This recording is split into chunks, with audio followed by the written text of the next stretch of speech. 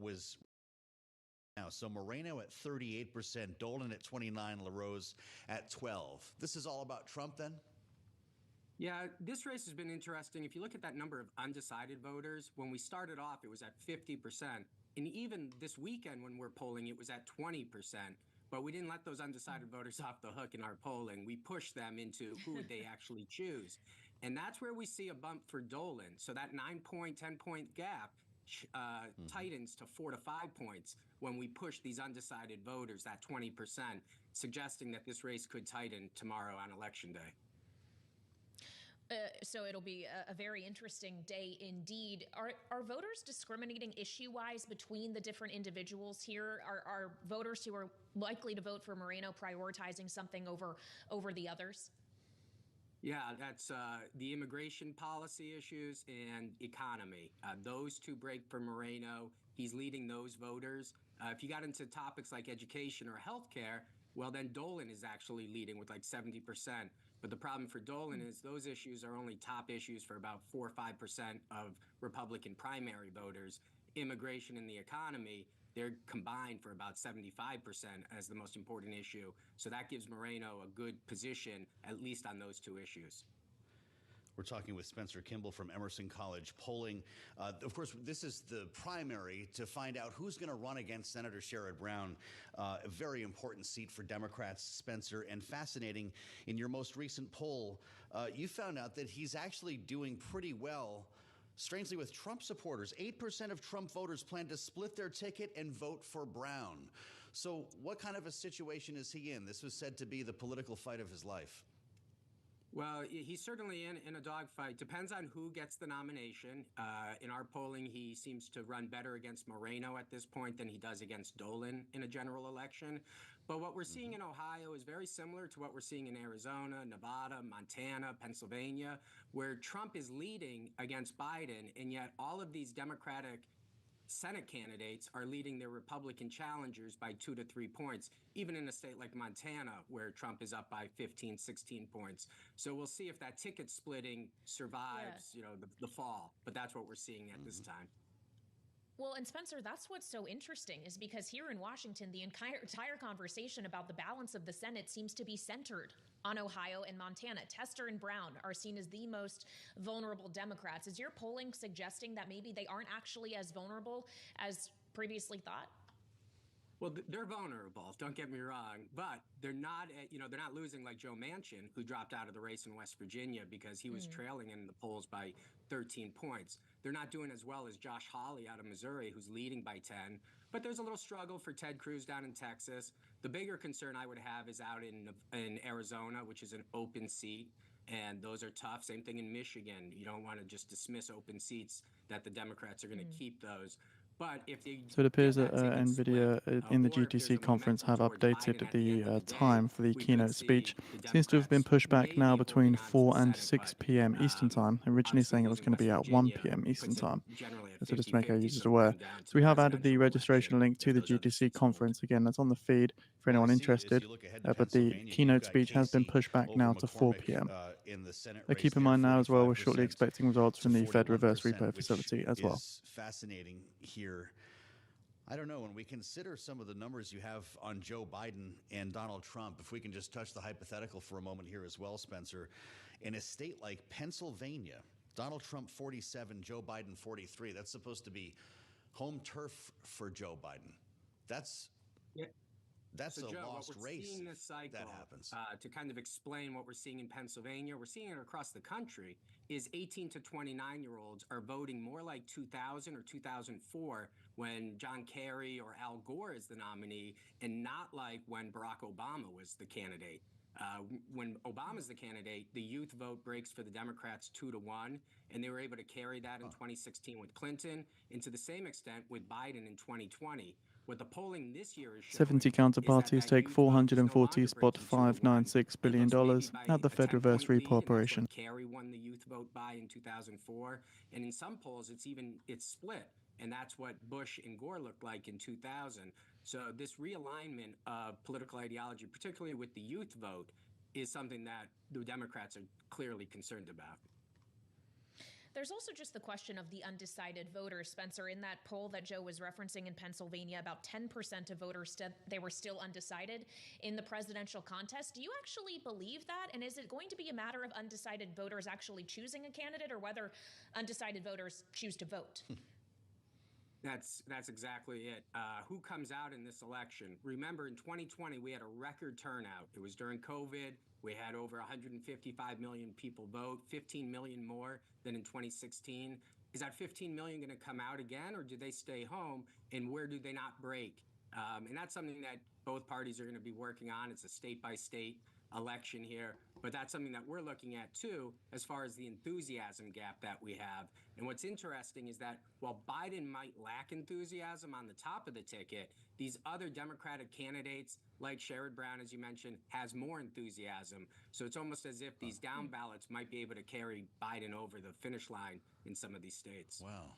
He's got reverse coattails coming here. Spencer Kimball, it's good to see you, Spencer. Great to catch up, and thanks for sharing these brand new numbers with us here for Ohio. Emerson College Polling Center Executive Director. It's good to know important people, Kaylee. We got the first look at this stuff. It's fascinating what we could learn tomorrow. Absolutely. It's going to be an exciting primary race, at least down the ballot in Ohio. We'll see about the top. Not so much on the top. Fair enough. Stay with us on Balance of Power. We have a lot more ahead, including our panel. Rick Davis and Jeannie Shanzano are on the way in next. This is Bloomberg.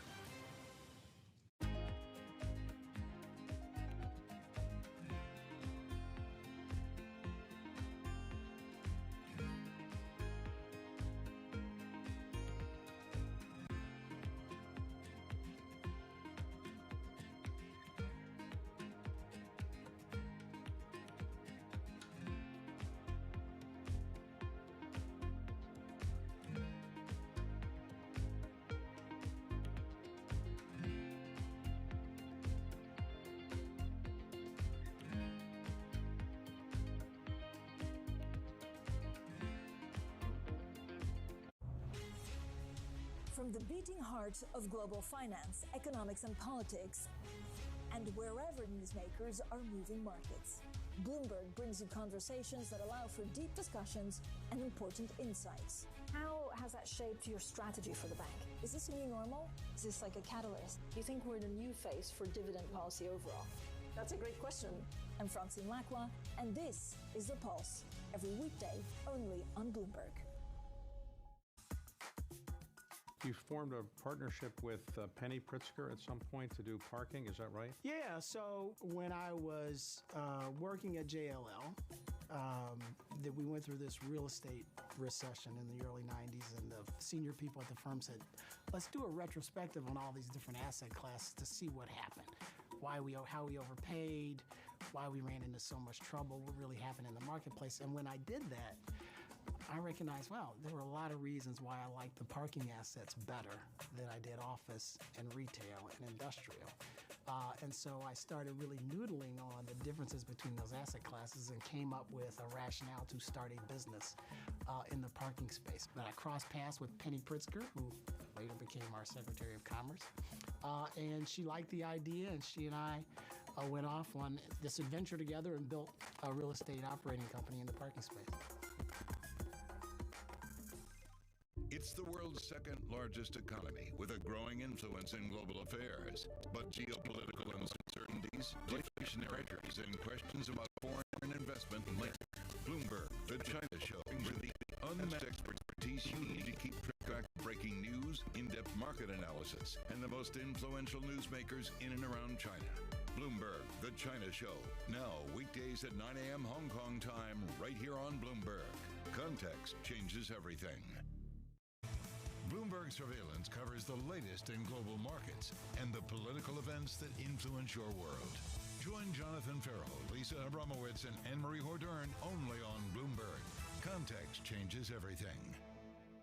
Morning, this is Bloomberg Daybreak Europe. I'm Tom McKenzie in London. These are the stories that set your agenda. Taking you from the U.S. market's close to the overnight session in Asia. We'll walk you through what you need to know to kickstart the European trading day. Live from our European headquarters, we bring you the day's top market-moving stories, unmatched expert analysis, and on-the-ground reporting from across the continent.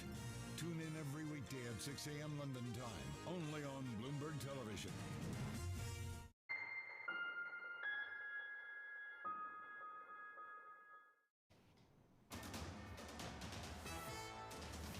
It's 121 on Wall Street. We do check markets all day long here at Bloomberg. The Bank of Japan is poised to decide to end its yield curve control and purchases of risk assets today. This according to the news agency Nikkei, which did not say where it got the information. Stocks higher across the board. U.S. stocks rallying on this Back to Work Monday with the S&P now up 43 points, up by about 0.8%. Tech giants leading gains in stocks. NASDAQ up 1%. The NASDAQ 100 index up 1.2%, while the Dow is gaining 148 points, up now by 0.4%. 10-year yield at 4.34%, with a 2-year now yielding 4.74%. Spot gold is up 0.2%, $21.60 the ounce right now. Crude oil, West Texas Intermediate at $82.64 a barrel. Crude today up by almost 2%. Bitcoin is slumping 1.7%. Bitcoin now at $67,100 for Bitcoin. Again, recapping, stocks are higher with the S&P up 47, up 0.8%. I'm Charlie Pellet, and that is a Bloomberg Business Flash. Balance of Power continues. Once again, Joe Matthew and Kaylee Lyons. Charlie Pellet, thank you so much. Welcome back to Balance of Power, live from Washington, D.C. on Bloomberg TV and radio in Washington, where the cherry blossoms are blooming. I think they're peak bloom today, actually. Stage 6, that's what they call it. Peak performance of the cherry blossoms. Big time. Peak performance of the U.S. Congress, maybe less so, because once again, Joe, we find ourselves staring down the clock of a government shutdown that could begin midnight Friday. And we're going to take this one right down to the wire, as usual, it seems. That part is true, and a shutdown is suddenly looking more likely. We thought we'd actually get text. We thought they'd do their homework over the weekend, and they did not finish their homework, specifically when it comes to the Department of Homeland Security, DHS, right? The border, how to pay, how much to pay, border agents, where the money should go, and what the policies should be. If they can't get that done today, Kaylee, it's probably going to mean a shutdown because of the hours that would then be required to, do the rest of the making of laws around here. So, yeah, we might actually get a shutdown on what? This is the fifth turn, the fifth cliff. Yes. See how the panel feels about it. Rick Davis and Jeannie Shanzano join us after, I'm sure, a productive weekend for both of them, Bloomberg Politics contributors. This is it, Rick. Mike Johnson finally gets his first shutdown. It certainly seems to be headed this way, and I'm going to call it the Stumpy shutdown, because Stumpy is the badly disfigured cherry blossom that's going to be uprooted at the end of this season because it just hasn't been able to survive. And I think that combined with stage 6, this would be the Stumpy shutdown. And I think it's because nobody actually wants a shutdown, but they all want Stumpy. And so I can't figure out, if everybody's saying they don't want a shutdown, why is there going to be a shutdown? Didn't get the language today. You have a 72-hour requirement. That means at earliest anybody's going to see this thing's on Friday. Doesn't really give the Senate time to turn it around. So, you have to be better that we're going to have a Stumpy shutdown. I feel like Rick could sell that story to Mount Vernon, the Stumpy story. I had to Google the story just to make sure Stumpy is in fact real, and he is.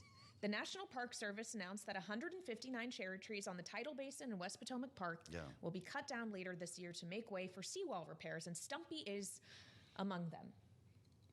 Unfortunate for Stumpy. We're going to have to visit Stumpy. We're going to go over there and talk to Stumpy. Yes. Maybe in the meantime, before we talk to Stumpy, we got to talk to Jeannie as well. Jeannie, I don't know if you would also dub this the Stumpy shutdown, but there also just is the question, as always, of how it plays politically. Who will shoulder the blame if this happens?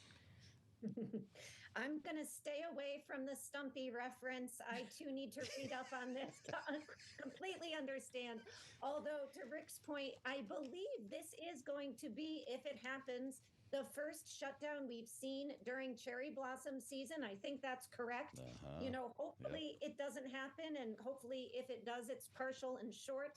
But, I think just to take a step back, they knew the funding levels since last May. We are almost 6 months into the fiscal year, and we still don't have this thing wrapped up. It is mind-boggling. And so you may imagine that they sat there all weekend, that they were in at 6 a.m. this morning trying to do this? Oh no, but the House and the Senate are out. So, it's becoming increasingly hard for me when I talk to students to get them to be exercised by the idea of a shutdown at all. It used to be in the past 10 years ago, 15 years ago, I could say, oh, a government shutdown and everybody would shudder. Now people sort of ho-hum and move on. So, it's really unfortunate. I think in terms of who loses, I think the American public loses. I think both parties in Washington, D.C. lose. And I heard over the weekend that the White House has threatened to veto a CR if it is put forward for Homeland Security. So I assume that means that they feel that they have the upper hand on this.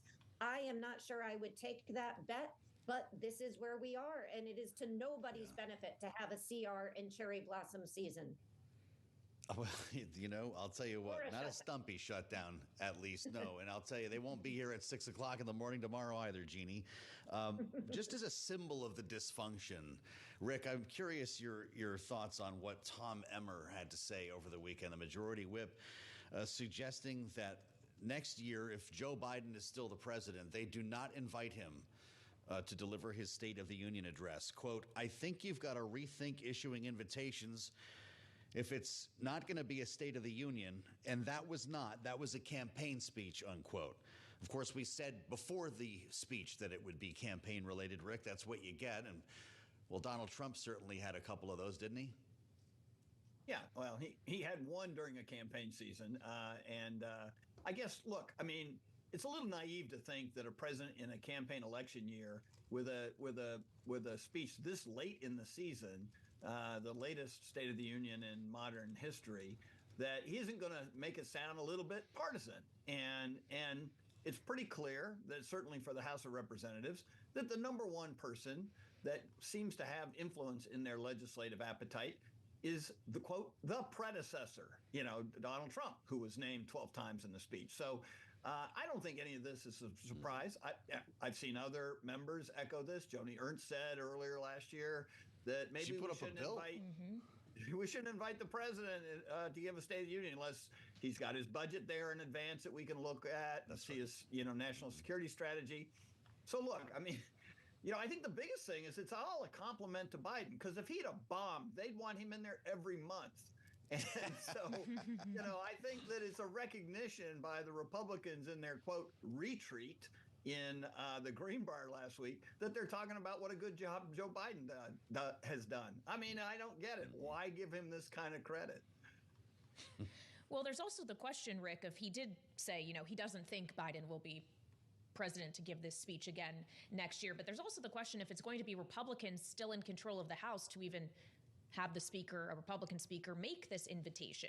Do we really think Republicans are more likely to still be in charge of that chamber than Biden is more likely to be president come the beginning of 2025, Rick?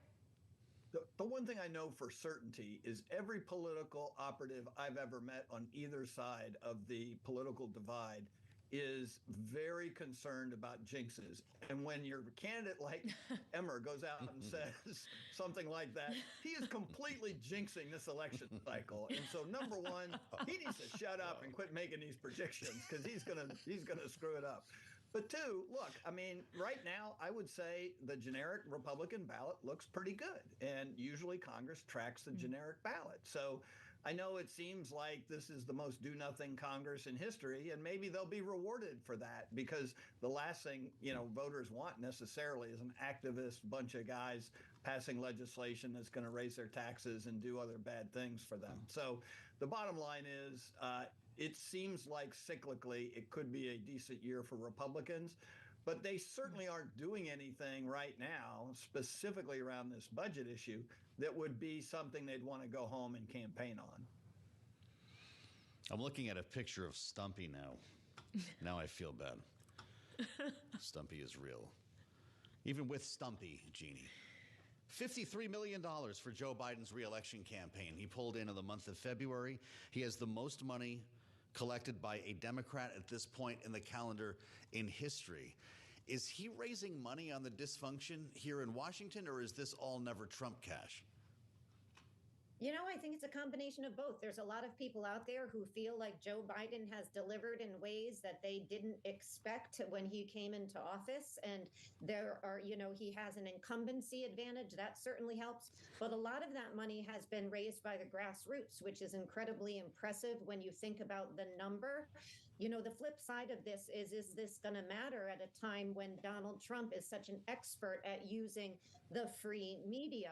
But, just to go back to the previous conversation about Emmer, the reality is that, these Republicans are running scared. So this cash may matter. I mean, the idea that the whip would say that they don't want him to give a speech because it's divisive after he has endorsed Donald Trump is laughable. And I think they also don't want anybody to give the speech because they don't want to have to give a response. They don't want another Katie Britt fiasco. So they're thinking of canceling the whole thing. I mean, this was a real win for Joe Biden in the State of the Union, and it was a real loss for Republicans. And you're hearing them come out of their retreat and talk about that openly. It's kind of surprising they would even go there publicly. Just while we're on the subject of Congress and how maybe it is a do-nothing Congress, it's worth noting the House did do something last week and passed a bill to ban or divest TikTok, or ban TikTok if the divestiture doesn't happen within 6 months. Jeannie, just finally, we have less than a minute left. Do you think the Senate might move on that this week, or is this going nowhere fast?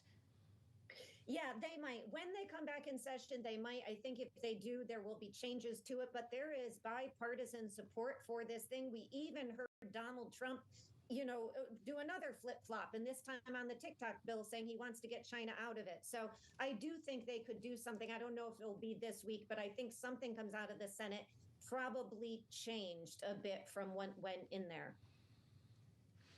All right, Jeannie Sheehan Zaino and Rick Davis, Bloomberg Politics contributors, thank you so much for joining us. And just a reminder that the Congress, which has been described as do nothing with this segment, will be back in Washington tomorrow.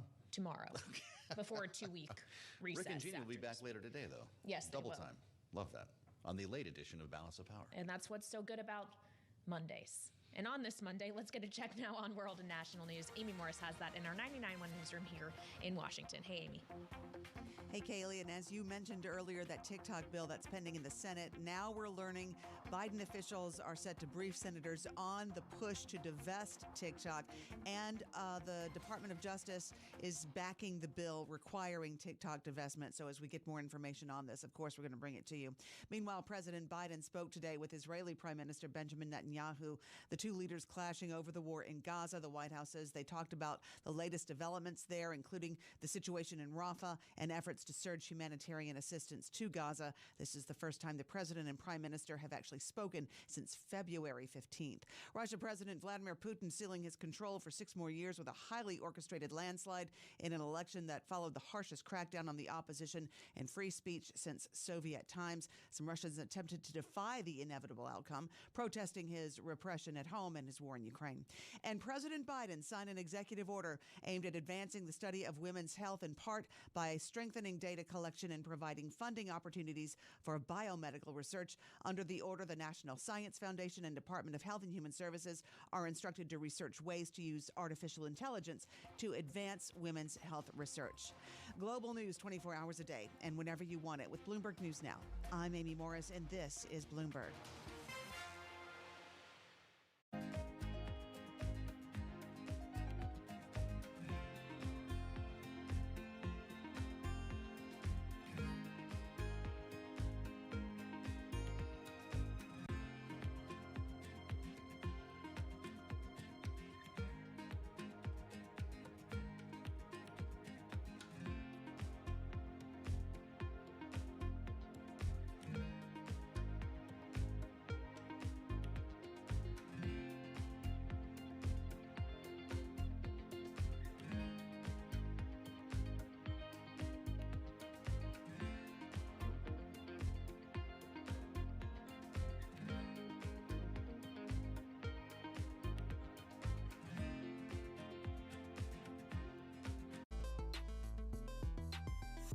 Regional sports networks. It's a business that seems to be collapsing.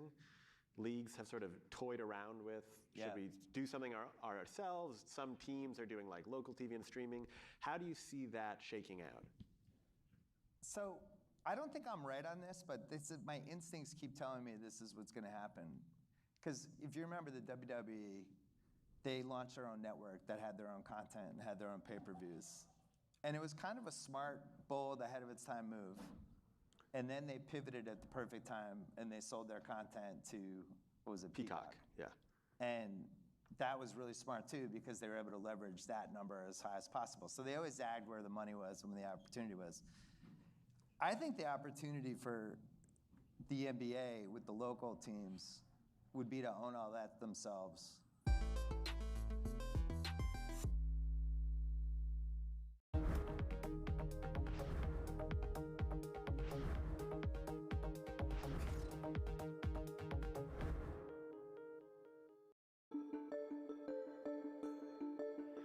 Treasury 5-year. Politics. You've been involved advising presidential candidates. I presume President. Treasury 5-year yield rises to 4.367%, the highest since November 28. Absolutely, unequivocally, no. The aggravation factor isn't worth it? It's the aggravation factor, but it's more importantly is I don't believe there's any integrity in it. So you do give money to politicians, though, because that's the system, but you... It's part of the game. I think, to be honest, I think there's a need for a multi-party system in the U.S.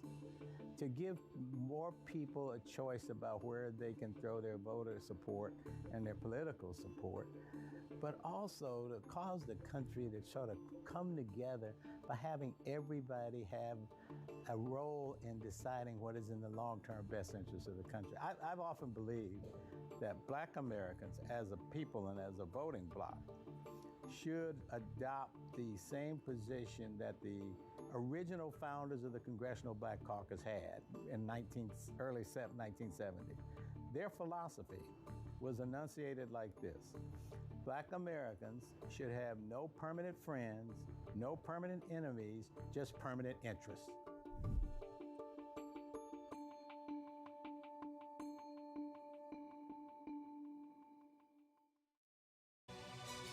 This is Bloomberg News Now. News when you want it at the touch of a button.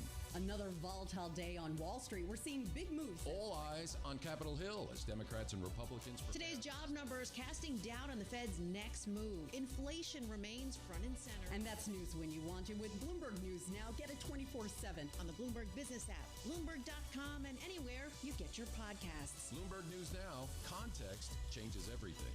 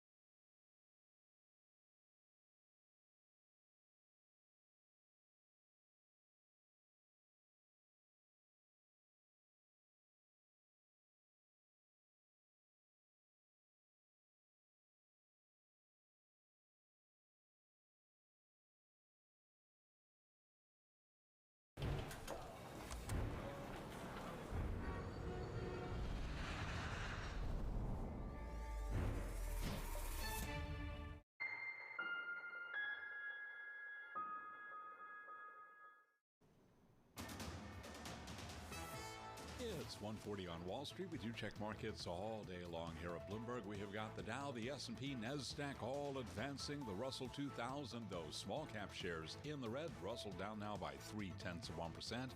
To put that in context, the S&P's up 0.8%, higher now by 38 points. The Dow up 0.3%. Dow Industrials up 95, and we have got NASDAQ up by 1%. 10-year yield 4.34%, with a 2-year now yielding 4.74%. Spot gold up 0.2%, $21.59 for an ounce of the precious metal, while West Texas Intermediate crude now up 1.9%, 82.59 for a barrel of WTI. Bitcoin down 1.7%.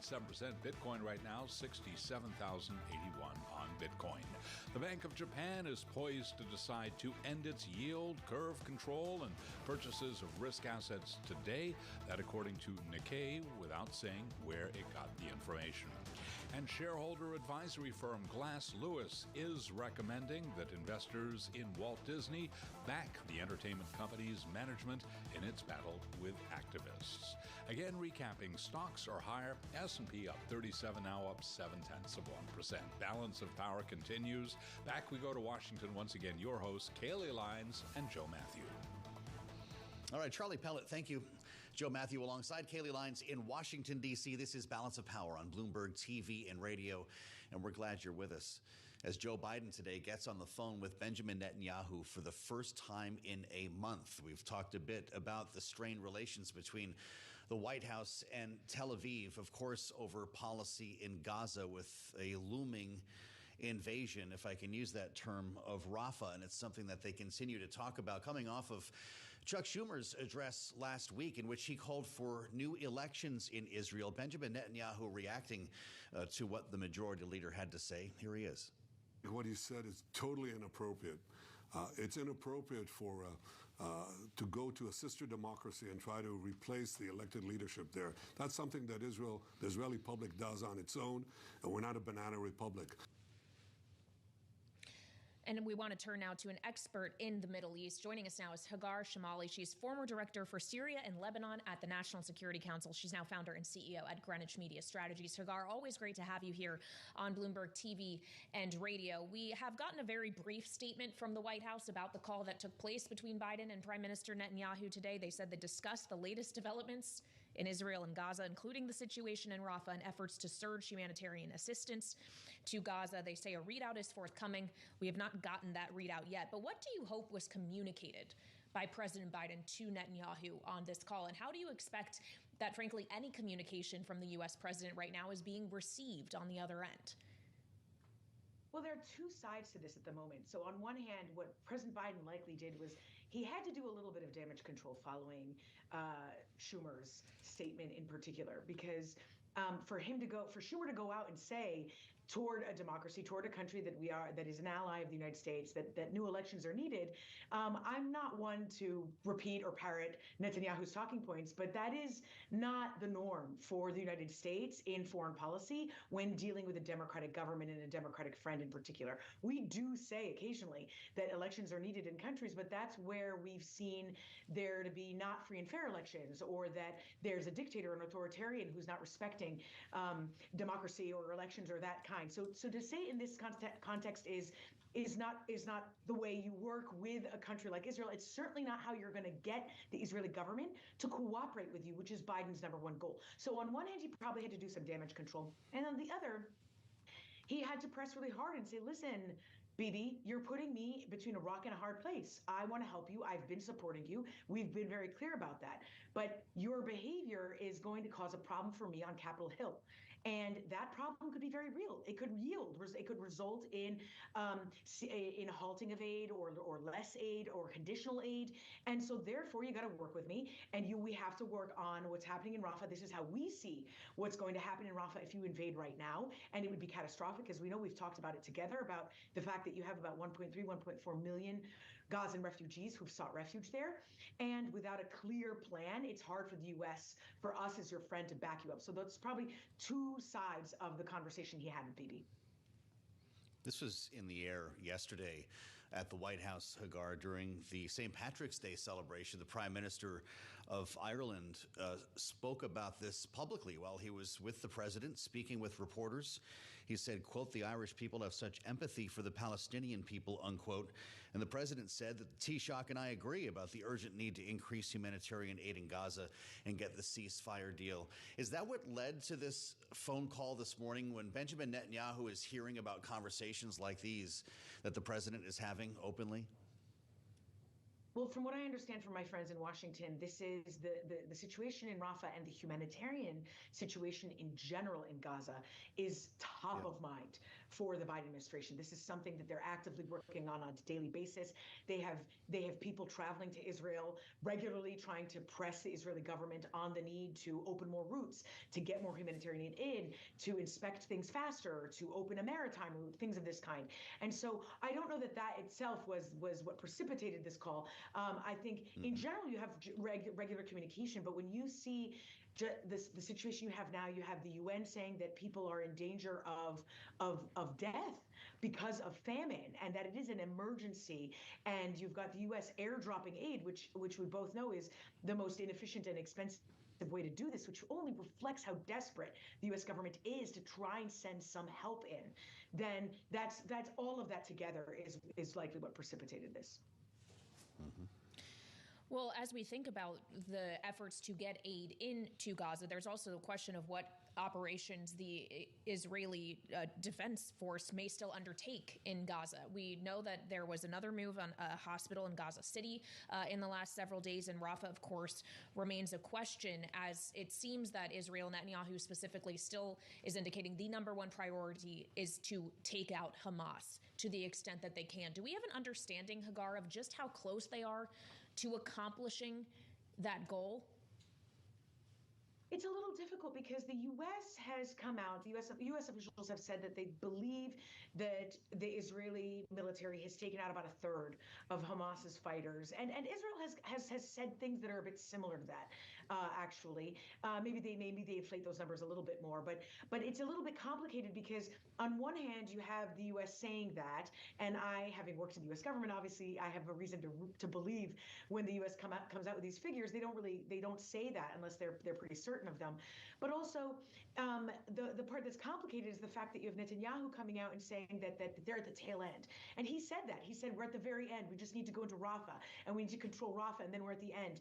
And I want to be clear. When he says that, what he means is that they're after Rafah, after an operation in Rafah, which would be the last area, city that is not under Israeli military control, that operations might transition to something that's lower intensity, but that the entire war wouldn't end. The effort to undermine Hamas, to go after its fighters, wouldn't end. From what I can see and have studied, it's that you still have those tunnel networks are very active in supporting Hamas and keeping them alive. Apparently, their warfare at the moment, while they are definitely on the other end of, they are losing. Hamas is losing. That's very clear. What they've been doing now is retreating in tunnels, and they'll pop out, they'll do an attack, and they'll retreat again. And so that is what the Israeli government is focused on. And the way the Israeli government sees this is they cannot just retreat right now. Because if they did, then everything that has happened thus far, without defeating Hamas's ability to launch attacks, to govern Gaza, then everything would have been for nothing. And that's how the Israeli military sees it. That's how the Israeli government sees it. So while I believe Netanyahu in that when he says that the end is near, what he means is that for the high intensity part after Rafah happens. But I don't want to make it sound as though that wouldn't have severe humanitarian consequences, because it would. Right, sure. Hagar, there were reports a couple of weeks back that Israel was beginning to flood the tunnels beneath Gaza with seawater. Is that how this ends? Some of them have been flooded with seawater. Some of them the Israeli government has called in Israeli engineers to also come in and dismantle or destroy some of these tunnels. From what they say that this won't end until they've destroyed all the tunnels, and I believe that because they don't invade Gaza often. They haven't been physically in Gaza since 2006, 2005 when they left, and given the threat and October 7 and what they faced, they feel that they must dismantle everything that supports Hamas, that props them up, that keep them living. And you can tell that the U.S. government agrees with that somewhat, because otherwise the U.S. would be calling for an immediate permanent ceasefire right now. and they're not. They're calling for a temporary one because they want to get some hostages released. They want to gain some time so that maybe they can lay the groundwork for a permanent ceasefire. But that permanent ceasefire could only take place if Hamas isn't governing Gaza. So they want to create the space for that in a way that doesn't create such humanitarian devastation and catastrophe. But at the end of the day, both sides agree on the need to defeat Hamas completely. It's just that the U.S. would like to see it in an approach that protects civilians as much as possible. Hagar, it's great to have you back. Thanks for the insights. Hagar Shamali, now at Greenwich Media Strategies, formerly National Security Council. Thanks for being with us here on Bloomberg. I'm Joe Matthew alongside Kaylee Lyons as we join you live from Washington today with an eye on Moscow over the weekend. Kaylee, Vladimir Putin has become the longest-serving leader of Russia since Joseph Stalin. Yep, winning decisively in the election over the weekend with more than 87%. Yeah. Headlines are remarkable. With almost all of them counted. Yeah, amazing. In a exercise that many saw as preordained. Dan Flatley is with us now from our national security team to talk about not only the results here, but an emboldened Putin. Dan, it's great to see you. Somehow he does it again, a fifth term, go figure.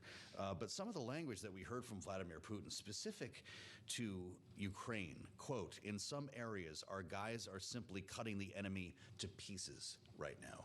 What's going to happen now that he's put this election in the bag?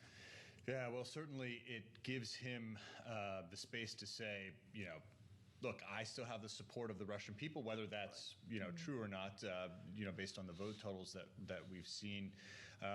He can say that, and he can make that argument. And his position all along has been that, Russia will outlast Ukraine and will outlast Ukraine's allies. So he's looking at the United States. He's looking at some of the divisions here, certainly at the fact that Congress has not passed the most recent round of aid that the Biden administration has requested, and sort of saying, look, I'm even more in power now here in Russia than I have ever been. Now the longest serving leader since Joseph Stalin, as you said.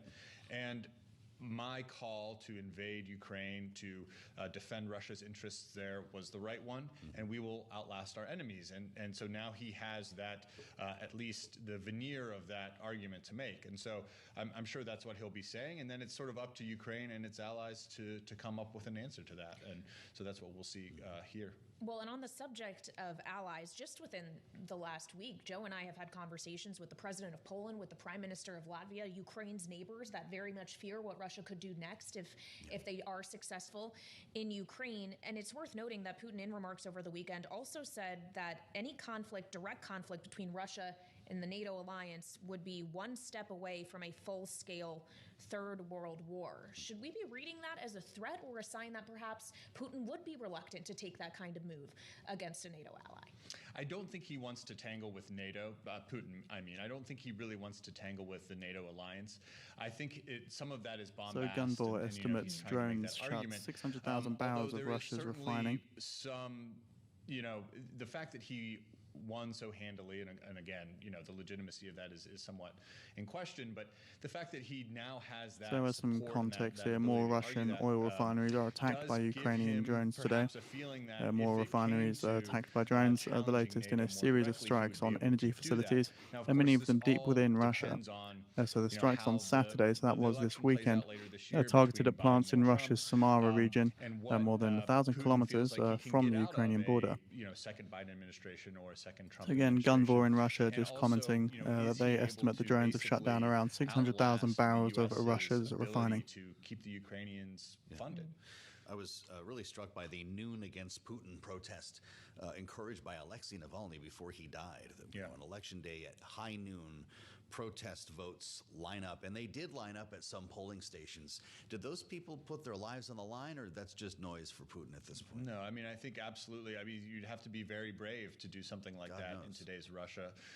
When you look at the vote total, almost 88%.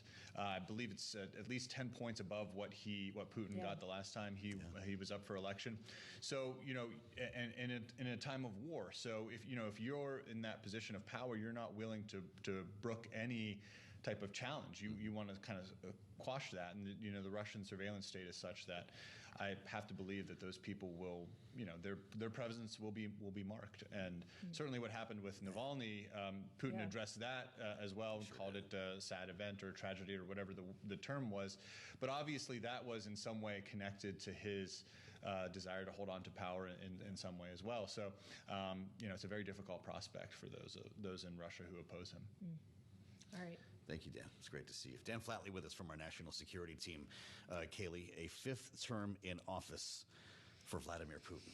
Yep, something that certainly is dominating a lot of conversation here in Washington on this Monday. But we want to find out now what's dominating conversation in New York as we get ready to pass things over to Bloomberg Business Week with Carol Masser and Tim Stenovic. What do you guys have coming up on the program? I feel like there's so many heavy things. Can I just hear about Stumpy? Can you just bring back that conversation? Yes.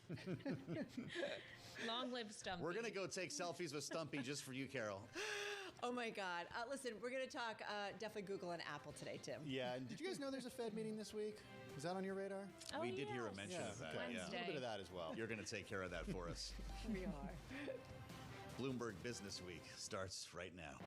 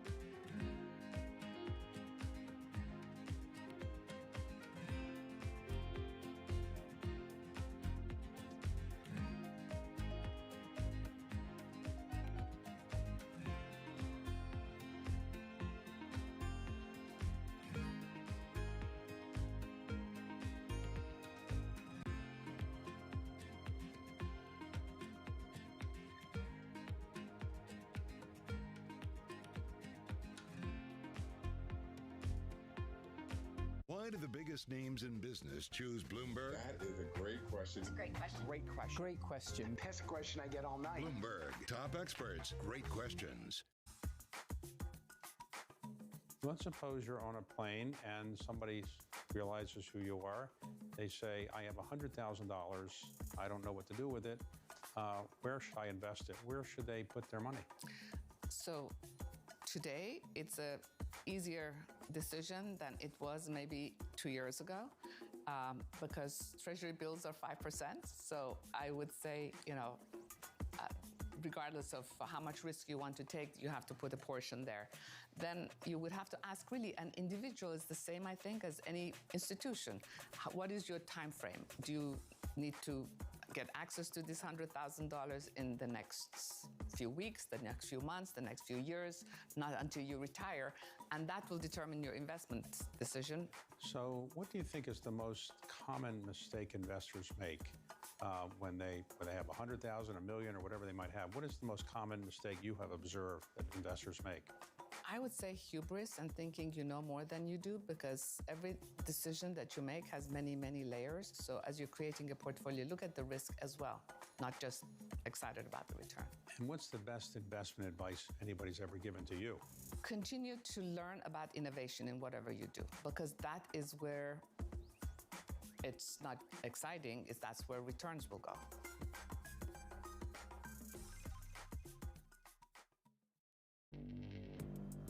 Access the financial world on demand. Hear from leading economists, policymakers, and industry experts via live and on-demand webinars, only from Bloomberg. Start exploring to see what's moving the markets. Visit Bloomberg.com/webinars.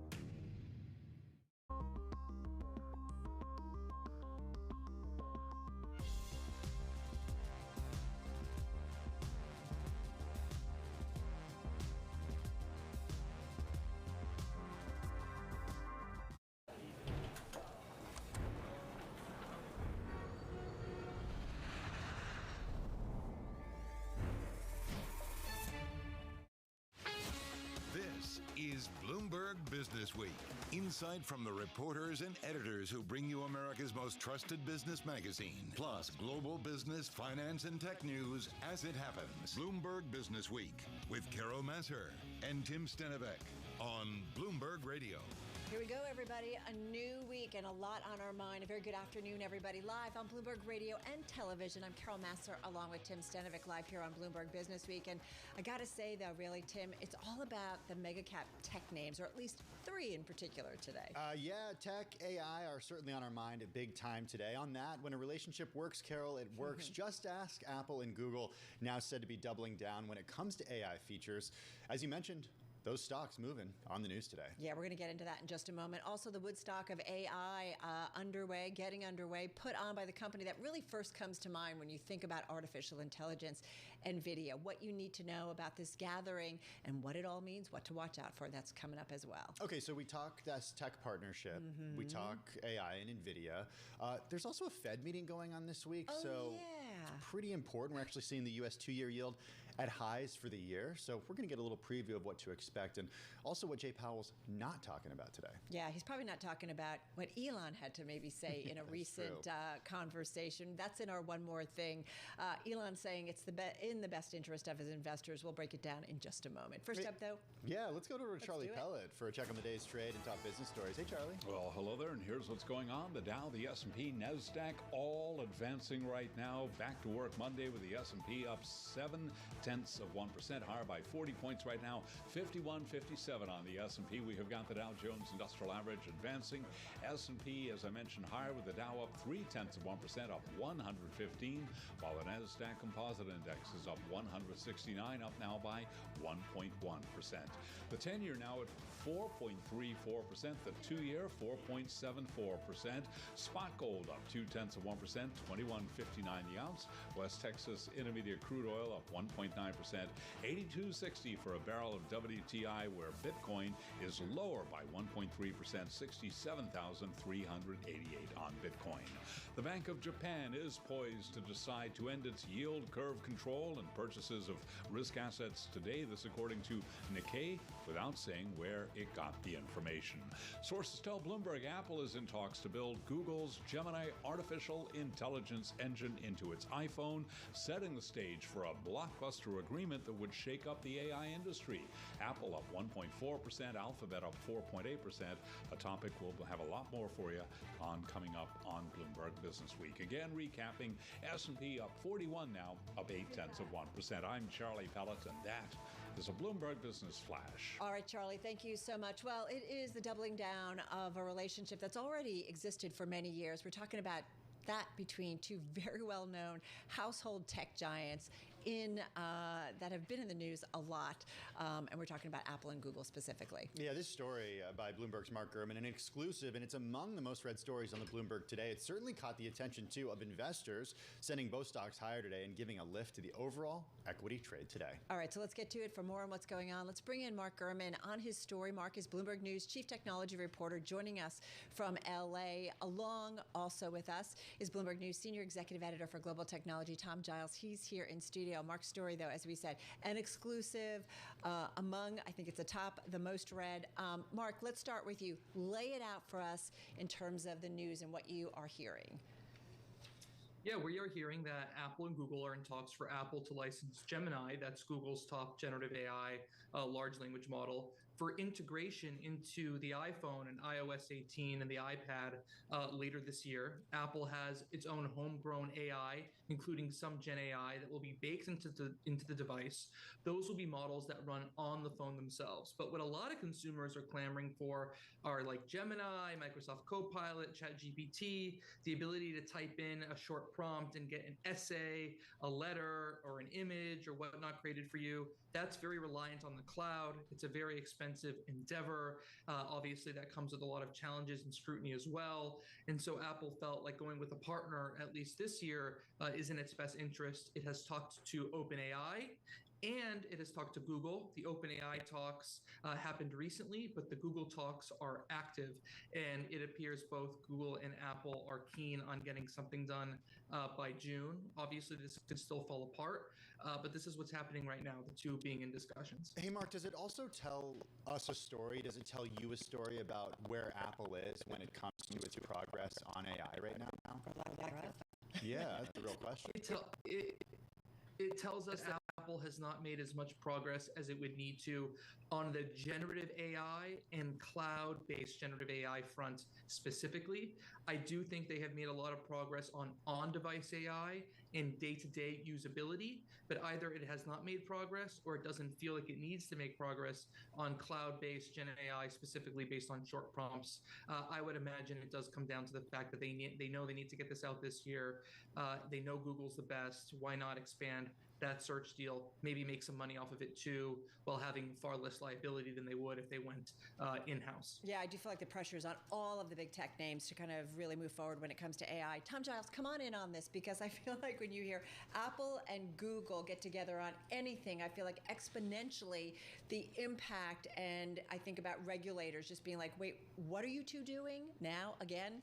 As we saw the story coming together, the wheels in my head started turning immediately. My thinking is DOJ and FTC are going to look at this agreement, should it come together, with great interest. As we all know, DOJ is already looking into that relationship between Apple and Google that gives Google added prominence on the iPhone. When it comes to search, right? When it comes to search, right. But so if you see something that deepens the relationship between two of the most powerful companies in the world, right, you're going to want to make sure that that's not something that's going to thwart competition or in any way hurt the consumer, somehow keep competitors from getting into this space. So there's lots of questions that they have that they're going to ask. And already the FTC is looking at the relationship when it comes to AI between Microsoft and OpenAI. So these kinds of things, they're going to Where's my whiteboard? I'm assuming you guys have this massive whiteboard. They're going to want to look at the the details, the fine print. So, Mark, it's funny when you talk about Apple and Alphabet, they're certainly competitors to the extent that Alphabet has the Android operating system, which is the biggest operating system in competition with Apple's iOS. But at the same time, they are partners, and Apple has had partnerships with once rivals in the past. I think back to this event in 2015 when I think it was an iPhone event or maybe an iPad event where a Microsoft executive was on stage, and it was such a big deal that like a Microsoft executive was actually on stage at this event. If this partnership comes to fruition, is it that big of a deal, or is it not that big of a deal because Apple and Google have had a partnership in the past? I certainly remember that iPad Pro announcement that was in September 2015, and Microsoft at the time, under their new CEO, Satya Nadella at the time, their goal was to get their software and services everywhere. Apple's goal at the time was to make the iPad more of an office device. And so there was some mutual benefit there. Getting Office on the iPad would be good for both parties. In this case, getting Gemini built into the iPhone would also be good for both parties.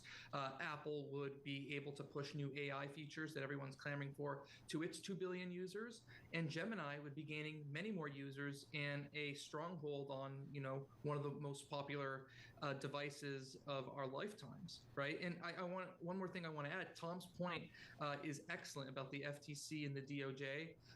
Our thinking on this is that in order to combat those concerns, Apple probably will have to have an API or some sort of feature for other generative AI providers, maybe OpenAI, maybe Anthropic, maybe someone else, to be able to integrate themselves into iOS as an alternative.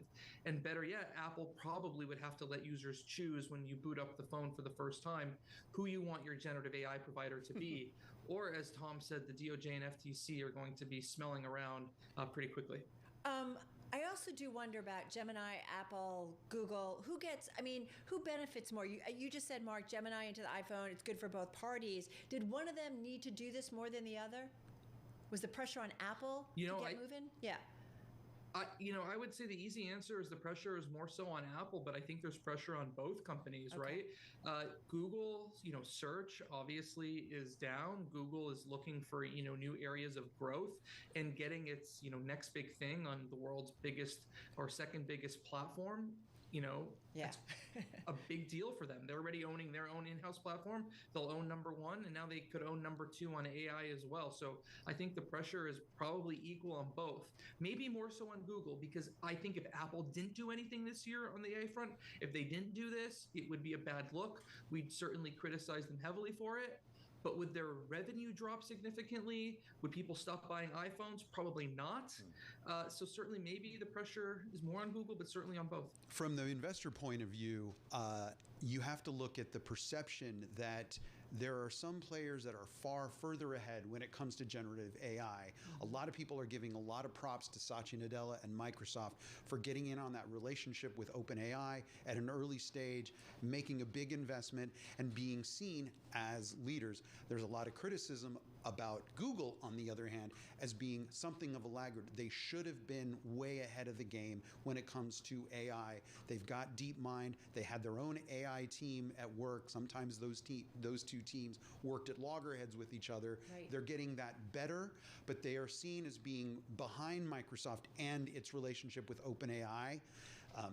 You see Meta coming from out of left field with its LLMs, it's open sourcing them. There's a lot of momentum behind that, and Zuck is putting a big push behind that. And Apple, of those big players, you really would like to see Apple being in that conversation. It's not in those conversations. It's not being mentioned in the same breath.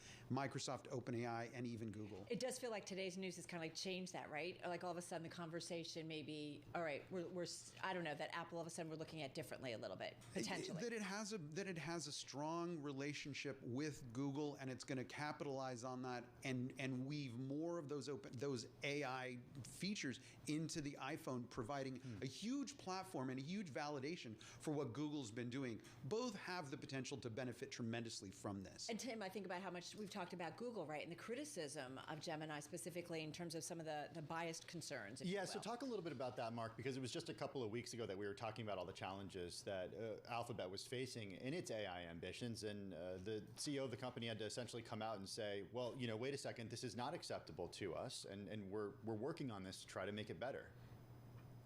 Yeah, no, for those unfamiliar, there was some controversy on Twitter and other social media about, which races were portrayed in a historical context. This is my understanding. My understanding is that Google would provide the Gemini underlying model to Apple, right, which apparently did not have the issue. And this particular issue that Sundar Pichai, as you said, commented on and was at the center of the controversy was related to the end user interface of the Google chatbot. So it's apparent that, or apparently from what I'm told, this issue wouldn't have been replicated on the iPhone integration. It's really interesting. Tim and I are both reading Kara Swisher's book that kind of takes you through so much in the technology world. And I know our own team has really just chronicled it so well over the last couple of decades or the last decade and a half. But I just think about how, Tom, there are companies that were so much seemingly at the forefront, then all of a sudden they weren't. And I do feel like you see this jockeying among, especially some of the establishment, of like, we got to be on this because this is what we all think is the next wave. Well, I'm really struck by, if you look at the share price of these companies, I mean, Apple rocketed ahead, became the world's most valuable company, but its stock has kind of, taken a turn for the worse. By contrast, I'm fascinated by, you look at the share price for Meta, on the other hand. A couple of years ago, Meta was on the ropes. We were talking about the existential threat posed by companies like TikTok, for example. Right. We were talking about the things that Apple has done in sort of changing and making it harder for you to monetize advertising on the iPhone. And that really hurt Facebook. A couple of years ago, their stock was tanking as a result of all these things. Now look at how Meta's performing vis-a-vis Apple. The story has changed dramatically. Well, Tom, I'm curious about this idea of a land grab for AI going on right now, because each of these big mega cap companies has their own identity, right? Facebook, Meta owns social networking. Apple owns the iPhone and the mobile operating system, at least at the high end, right? You have Alphabet that owns search. You have Microsoft, which would say that it owns productivity, but it plays in a lot of different areas. And now they're all going after what is essentially the same thing. Is there any sort of historical corollary for this when you have so many companies that are known for their own thing kind of going after a new thing? Yeah, and some of them do better than others. I mean, the internet, some of them, built themselves on that, and others got left behind. Microsoft comes to mind, for example, when it comes to mobile telephony. Apple sprinted ahead and really has owned that space. Google came in and with Android has done very, very well. But if you look at dominance of the hardware and of the US market, Apple has kind of really run away with that. Microsoft went nowhere. So, Mark, come back in on, because I think about just the last, is it week or so, or 2 weeks or so, Apple giving up on the car after 10 years, and now this, potential deal, it looks like, with Google moving kind of all in pretty aggressively, it feels like, with artificial intelligence. How are you kind of looking at Apple holistically right now on this news? The presence of new artificial intelligence software and capabilities doesn't change the underlying idea that Apple's a hardware company that makes 75% to 80% of their annual revenue from hardware. So even if they fix this underlying problem with the lack of artificial intelligence, or even when they do, as I should say, doesn't fix the underlying notion that they don't necessarily have a next generation hardware product to make money off of. Now, here's where those two things come together. AI could enable all sorts of new hardware products in the future. What do you mean by that? The very core of that would have, well, the car was an AI product, right? A self-driving car is AI hardware. Right. And now that AI hardware is no longer happening. So they're going to have to figure out some sort of new hardware category, whether it's based on AI probably or not, to really move the needle revenue-wise. The iPhone has completely plateaued. The iPad has been sinking. The Mac has plateaued. Some of their other products, AirPods, Apple Watch, etc., those are growing, right? But those are not meaningful contributors to the bottom line. The jury is still out on the Vision Pro. There are some other future categories that they're working on. Some I'll mention now and some I won't, including AirPods with cameras, augmented reality glasses. But those don't really change the fundamental story. The question is, what is the next big thing that could bring as much revenue and interest in as a car? And I think even for Apple right now, it's a little unclear. Hey, Mark, I've got a question for you. In the last few seconds, can you talk about where and how Apple might use this for Vision Pro? And real quick, Mark, about 30 seconds. Yeah, sure. That's a great question. So there is some AI in the Vision Pro, but nothing like you've seen from what Meta has been able to do with their headsets integrating AI.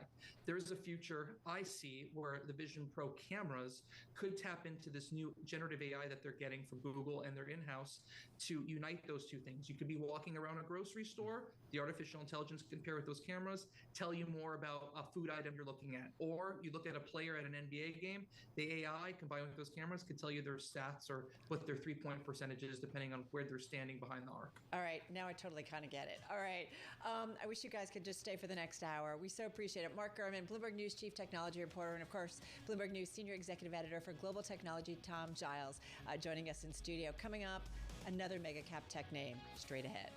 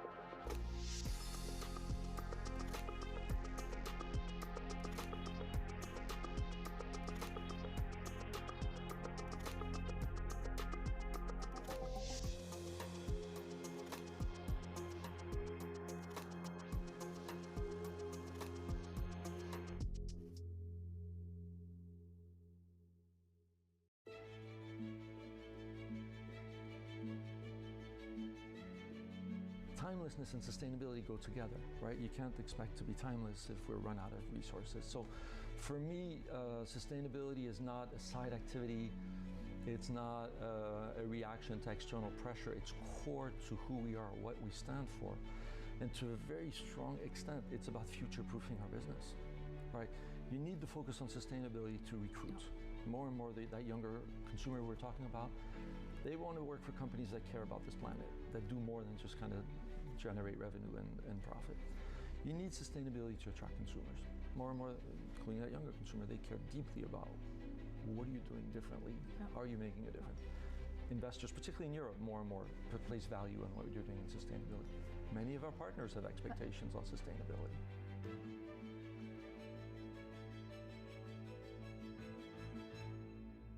Bloomberg has enhanced search on the terminal to deliver what you need when you need it. Now, you can simply type phrases in everyday English in the command line. Compare financials. Find people. Analyze markets. You can enter phrases or ask questions. What do you want to know today? Ask a question or visit SearchGo to find answers now.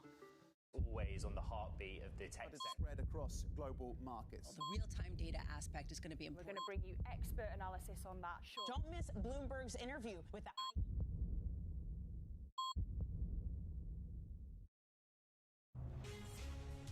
From the beating heart of global finance, economics, and politics, and wherever newsmakers are moving markets, Bloomberg brings you conversations that allow for deep discussions and important insights. How has that shaped your strategy for the bank? Is this a new normal? Is this like a catalyst? Do you think we're in a new phase for dividend policy overall? That's a great question. I'm Francine Lacroix, and this is The Pulse, every weekday only on Bloomberg.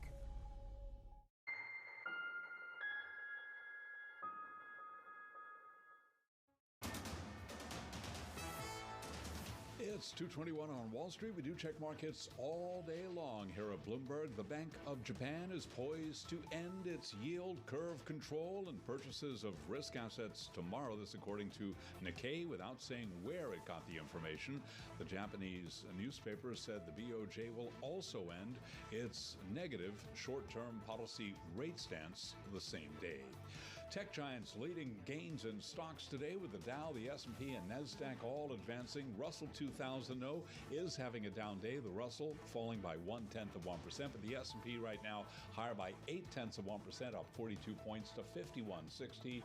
The Dow Jones Industrial Average up 147 now, up 0.4%, while NASDAQ is up 181, up by 1.1%.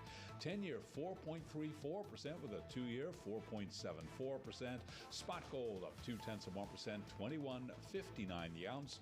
West Texas Intermediate crude up now by 2%. WTI 82.67 a barrel.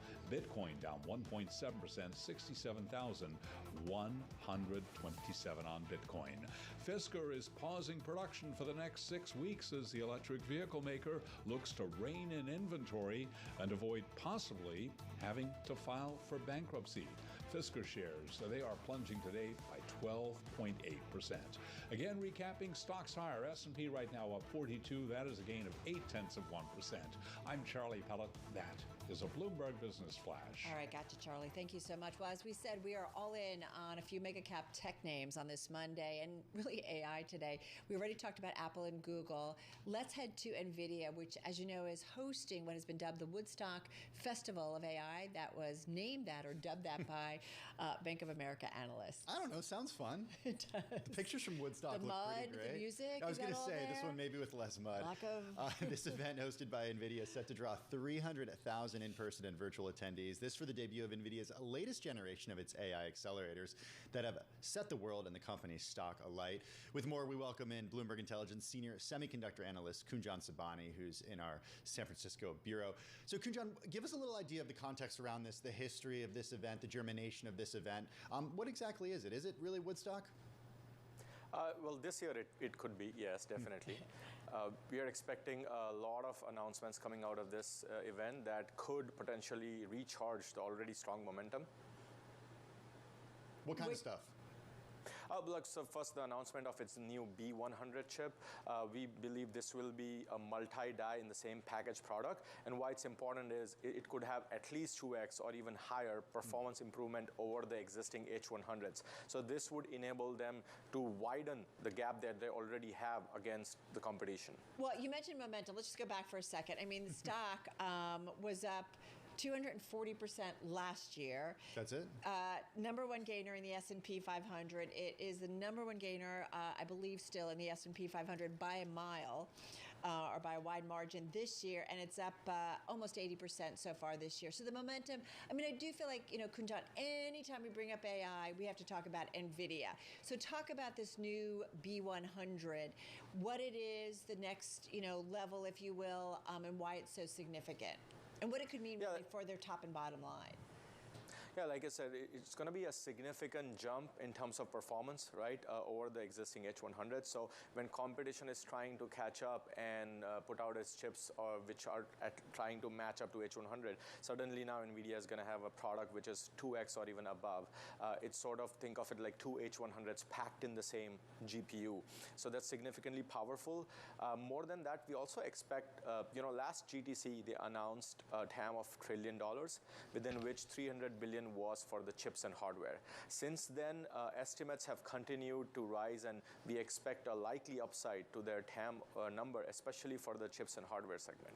Well, I'm curious about this idea that, the incremental improvements in these chips, and to what extent they are actually incremental, and to what extent a company that comes out and has bought so many H100 chips this year when they would actually be a customer for the new B100 chips. Like, what's that product cycle, that life cycle? I mean, at this point, everyone who can get the hand on the most fastest GPU wants it. So we do think intermediary, while the B100 starts its production ramp, there might be some hesitation from some customers whether should I get the H200, which is available right now, or sort of wait for the B100. But remember, the supply continues to stay constrained. The B100 will have a different supply stack. So we expect initially when it starts at ramp, it is going to be supply constrained. So a customer cannot get all the B100s they want. So they might have to have a mixed portfolio of some H100s, 200s, and B100s. Kunjan, what do these things cost? U.S. National Security Advisor Sullivan says, I believe a ceasefire deal is possible. Is running in somewhere between $30,000 to $50,000. All right. And people are buying multiple, right? Hundreds of thousands. Hundreds of thousands. All right. Single customers. Yes. Wow. Well, I think about, all right, so we get this news, and as you said, it's a different supply stack for the B100. And so if you're a company, you're kind of trying to figure out which way you want to go. Do I want to wait? So on and so forth. You look at the balance sheet of NVIDIA. We talk about it all the time. It's got right now a forward PE of just about 36, a current PE of over 70. Help me understand, there's sometimes folks who say maybe it's getting ahead of itself. How do you see it fundamentally? Because I think when it comes down to it, every time they report, we continue to be impressed. Yeah, I mean, so when you look at the multiple, right, this is the it is still rich compared to the sector, but it is at a more reasonable point it has been in the last 2 years. And I'm talking about forward-looking multiple. The second point is, yes, it has significant growth, and sort of the headline risk now is, can it continue beating and raising at this magnitude? We do think the acceleration of the magnitude of beat and raise we have seen in the past won't continue in the future, especially during this window, right? Like I said, the supply constraint limits from how much of the new B100 they can keep selling. Do we know Do we know, Kunjan, how much they can produce, how much they can sell? Like, what does the ramp up look like? Not in terms of exact numbers, but we think the amount of H100s they were shipping when it was first launched, the B100s might be slightly higher, because remember, the supply chain now has had about 2-3 years to be ready to support this NVIDIA volume. And another thing is now, before back when ChatGPT was announced, they only had this one product, right? Now they have a slew of different products, and the H100 supplies have significantly risen, where the lead times have come down from 9 months to about 3 to 4 months now. So there is still more availability, where if you cannot get all the B100s, you can still fulfill your current demand with other chips like A100s, H100s. What's the price differential between these different chips? The B100 pricing has not been announced, but we think it will be at least 15 to 20% higher than the 30,000 to 50,000 of the predecessor. Yes. Okay. And do we know margins on these exact chips? Their data center, the segment, we estimate the margins to be sort of in the mid 70s to the high 70s, and we're talking about almost close to a software company gross margins. Wow. We are also, it's like pretty, I know, right, exactly. Well, this is why when you say, you know, NVIDIA rich versus the sector, but NVIDIA versus the sector, I mean, is it safe to say that they're in a league all their own compared with the rest of the semi space? Oh, of course. I mean, they have about 97 market share, right? I mean, that tells you something. One thing I do want to ask you, and I'm curious what we're going to hear, what's the tell from the NVIDIA CEO today? And there's this great story that's out on the Bloomberg by our own Ed Ludlow, and he says when he gave his first GTC keynote, which is this event, the NVIDIA GPU Technology Conference, when Jason Huang, I think it's Wang? Jensen Huang, yeah. Jensen Huang, excuse me. When he first gave his GTC keynote back in 2009, there were fewer than 1,000 seated before him in the ballroom. NVIDIA shares have jumped more than 24,000% since 09, since then. And this time around, there'll be a live audience of 10,000. It just says so much about kind of the change in this company and the trajectory and how it's become kind of the North Star, if you will, when it comes to AI. No, definitely. I mean, beyond just NVIDIA-specific exciting news. NYMEX gasoline April futures settle at $2.75 a gallon. NYMEX diesel April futures settle at $2.78 a gallon. NYMEX WTI crude April futures settle at $82.72 a barrel. That's up $1.68 or 2.07%. Get impacted. And we actually published a pretty significant note where we talk about how and NYMEX natural gas April futures settle at $1.70. The supply chain, the substrate providers, the packaging, the foundry, etc. So it definitely is sort of a North Star for an overall AI sentiment. Are there any names in particular in that supply chain that you're watching really closely for post his comments today? Yeah, there's some server hardware names. Because I don't cover them, I could not name them right now, and definitely some advanced packaging and substrate technology names. Okay, so I'm curious about potential competitors here. It's a question we ask Ian King all the time when he comes on to talk about. Is there a competitor? That's the real question. I mean, you know, with so much demand for this stuff, we know that companies such as Intel and AMD are working to be competitors, but how would you characterize the competition? Yeah, the competition is mainly twofold. One is their chip peers like Intel and AMD, and the second is their own customers, right, who have the firepower, the technology portfolio to really design their own chips. I think the rising competition is now coming. The one that could impact more on the revenue is from their customers. What do you mean by that?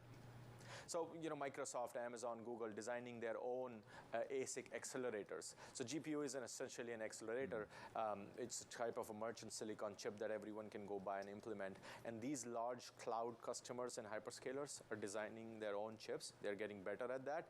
And so that sort of eats away from the amount of GPUs NVIDIA could sell to these customers. All right. The question is, can they pull it off anytime soon? It's pretty amazing. Yeah. Again, we're looking at NVIDIA up about 78, almost 79% so far this year, and easily outperforming the second best performing name in the S&P 500 by kind of a wide margin, and outperforming in a big way the Philadelphia Semiconductor Index. All right, Kujan, thank you so much. Kujan Sabani, Senior Semiconductor Analyst at Bloomberg Intelligence. In our bureau out there in San Francisco. We'll be looking for some headlines out of that event a little bit later on, and certainly when Jensen Huang begins to speak, the CEO of NVIDIA, we'll certainly be tracking that step by step. Okay, well, coming up, not sure AI is yet going to come for Wednesday's Fed meeting, but what will come, we're going to talk about in just a moment. First up, though, a check on what's going on in world and national news. We got Amy Morris in the Bloomberg 99.1 Newsroom in D.C. Hey, Amy.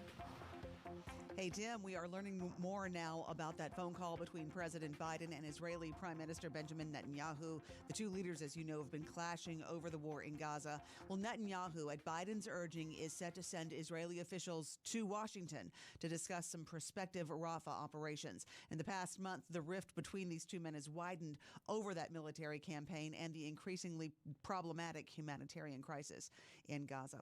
Donald Trump says he can't post a full bond while he's appealing New York State civil fraud $454 million verdict against him. The former president told a New York appeals court today that posting bond for the entire penalty would be a practical impossibility and that it would require a fire sale of assets. Former CNN anchor Don Lemon has released the first episode of the show that he says rubbed ex-owner Elon Musk the wrong way. As with all my interviews, no restrictions, no ground rules, nothing off limits or out of bounds.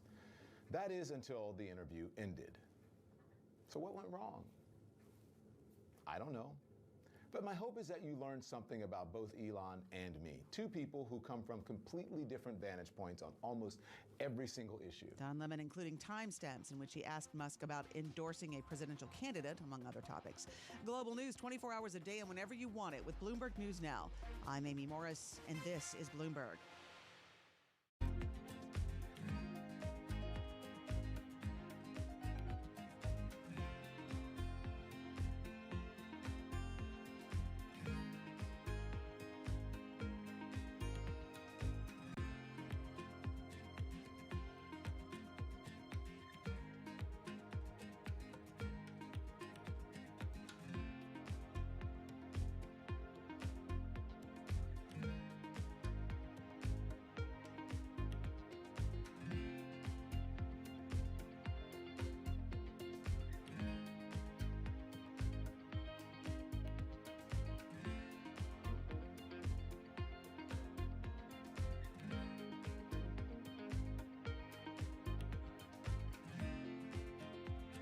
I think this will probably go down in history as one of, if not the largest financial crimes ever.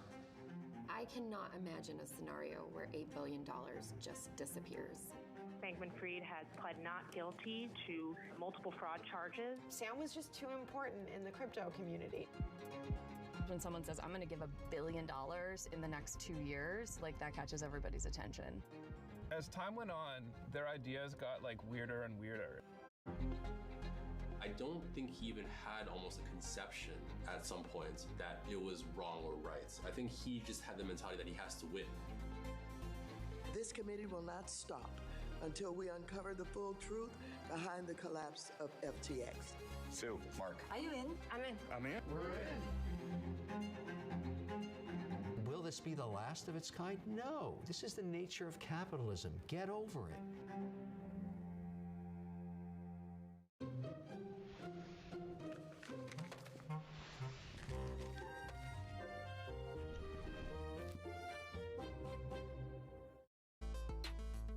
One of my greatest advantages, I own my company 100%. No board of directors. I make a decision, we move.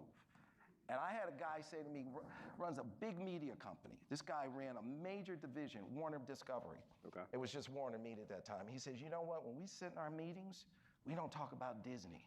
We don't talk about Paramount. We don't talk about Sony. He goes, you know who we talk about? I go, who?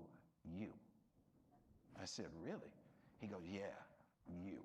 I go, why? He goes, we are giant battleships, and you're like a little speedboat. And if there's gold on the beach, you run rings around us, get to the beach, take the gold, and by the time we turn our battleship around, you've already taken the gold. I go, that's right. I'm always gonna be that entrepreneur. I started my company from my dining room table 30 years ago. 30 years ago. And I started by calling every television station, asking them to carry my once-a-week show. On average, they all said no 50 times, and I worked through about 50,000 no's to get 150 yeses. That guy that was at that dining room table trying to pay his phone bill is that same guy today, 30 years later. That fire is still in my belly. I still run scared, and I'm still running after that vision of building the world's biggest media company.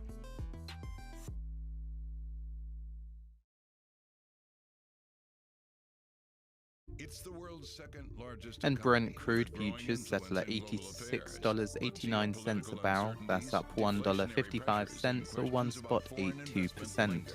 Bloomberg, the China Show, brings you the unmatched expertise you need to keep track of breaking news, in-depth market analysis, and the most influential newsmakers in and around China. Bloomberg, the China Show, now weekdays at 9 a.m. Hong Kong time, right here on Bloomberg. Context changes everything. Bloomberg Surveillance covers the latest in global markets and the political events that influence your world. Join Jonathan Farrell, Lisa Abramowitz, and Anne-Marie Hordern only on Bloomberg. Context changes everything. Morning, this is Bloomberg Daybreak Europe. I'm Tom McKenzie in London. These are the stories that set your agenda. Taking you from the U.S. market's close to the overnight session in Asia. We'll walk you through what you need to know to kickstart the European trading day. Live from our European headquarters, we bring you the day's top market-moving stories, unmatched expert analysis, and on-the-ground reporting from across the continent. Tune in every weekday at 6 a.m. London time, only on Bloomberg Television.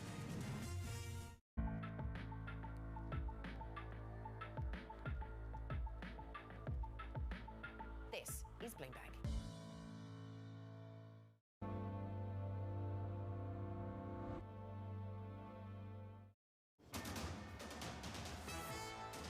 It's 2:40 on Wall Street. We do check markets all day long here at Bloomberg. We have got the Dow, the S&P, NASDAQ 100 index all advancing. Russell 2000, though, in the red today with the Russell 2000 just about flat on the day, down less than 0.1%. The Dow up 163 now, up 0.4%.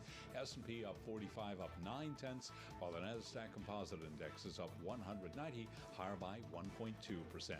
The 10-year 4.38% with a 2-year at 4.73%. Gold up 0.2%. Spot gold now at $21.60 the ounce. West Texas Intermediate crude up 2.2%. 82.85 a barrel. Bitcoin down 1.8%. 67,017 on Bitcoin. The shareholder advisory firm Glass Lewis is recommending that investors in Disney back the entertainment company's management in its battle with activists. Disney shares up today by 1.9%. And the Bank of Japan is poised to end its yield curve control and purchases of risk assets. This according to Nikkei, without saying where it got the information. Again, recapping, U.S. stocks are higher. S&P right now up by about 0.9%.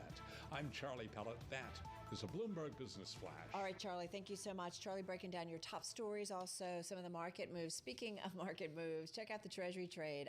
The yields along the curve, you got that 2-year note climbing to its highest level this year, right now at 473, but we were above that level. And then you had Fed swaps pricing in less than a 50% odds of a June rate cut. So this is kind of your backdrop for the Wednesday Fed meeting, Tim. I think needless to say, a bit of an adjustment over the last few months about rate expectations. Yeah. Just 48 hours from now, of course, we are going to have our second Fed decision of 2024. While rates are expected to stay unchanged, we will get an update on the Fed's projections for rates this year, and of course also on the U.S. economy. All right, it is without a doubt one of our key focal points this week for investors. With some thoughts on the rate environment and recent moves, let's bring back Bloomberg Intelligence Chief U.S. Interest Rate Strategist Ira Jersey. Ira, they're out in our BI headquarters in Princeton, New Jersey. Ira, I feel like whiplash, man. Listen, hard to ignore what's going on in rates, I feel like, over the last week once again. Give us an idea. I mean, here we have, what, a 10-year at 433, a 2-year note at 473, and we're off kind of the highs of this session. It does feel like we are pushing up against some of the recent highs here. Does it mean that we could go even higher? How are you looking at the trade as of late? Yeah, so obviously the market's taken out a lot of the risk that the economy was going to slow down significantly, that the Federal Reserve was going to cut interest rates very aggressively later this year, and now it's taking a more modest approach. So right around 4.7% is what we have on fair value for the Federal Reserve cutting 3 times this year and then 4 times next year. So we're basically right there, right? And so I think that we're now, to get more direction on where the front end's going to go, it's probably going to come more from the economic data than it will from Wednesday's Fed meeting. You know, I don't think Jay Powell is going to say much different than you've heard in recent Fed speak. So he's going to say we're data dependent, we're going to move if we have to or when we can, so you know, we'll be concentrating on some of the nerdy, really details of some things, as opposed to, you know, when exactly the Fed's going to cut, whether it's June, July, maybe not till November. We like the nerdy stuff here, Ira. So share it with me, share it with us. What about when it comes to sort of as we get out of the curve a little bit on the 10-year? What's your focus on sort of expectations over the next few months and perhaps this year? So the 10-year rate at this has been moving along with interest rate policy. So you look at what's been moving. It hasn't really been inflation expectations. Inflation expectations have been pinned basically between 2.2 and 2.4%, according to the TIPS market. So most of the moves in treasuries recently has come from real yields. So basically the idea that the Federal Reserve is going to switch policy, interest rates are going to remain volatile or not volatile, in this case more volatile. So because of those things, you've seen TIPS yields, like 10-year TIPS yields, back up again toward 2% and pushing up toward that area. And if the Federal Reserve does actually ultimately cut, you'd likely see real yields, so those TIPS yields come down a little bit, but we're not quite there yet. So I think further out the curve, it's still about Fed policy expectations and what they're doing. That nerdy stuff, though, that I was talking about were things like the Fed balance sheet policy, because Jay Powell mentioned that at this meeting they would start to talk about what they were going to do with their balance sheet, how balance sheet runoff was going to be maintained for longer but at lower levels. I suspect that after this meeting, we won't get an answer or recommendation, but Jay Powell might lay out 2 or 3 options of what the Federal Reserve is considering or discussing, and that's kind of where the rates nerds like myself will wind up focusing a lot of our time. I do also keep thinking about, with rates staying kind of higher for longer, it feels like, or just at least the Treasury curve kind of moving up here, that how much of the work is ultimately being done by Treasury investors versus what the Fed has to do. Yeah, that's an interesting point, because even though the curve's inverted more, there was a lot of talk when we were priced in for 6 interest rate cuts this year that the financial conditions were too easy, that the market was easing in front of the Federal Reserve, and the market's always going to do that in the modern world, right? The market's always going to anticipate what the Fed's going to do. So in this environment, I agree with the idea that financial conditions aren't as tight as they were, but you look at things like credit spreads, you look at lending conditions in general, and they haven't tightened that much over the last 3 months. So you're still in an environment where the Fed might be forced to maintain rates a little bit higher than some people expect until it's very clear and obvious that the economy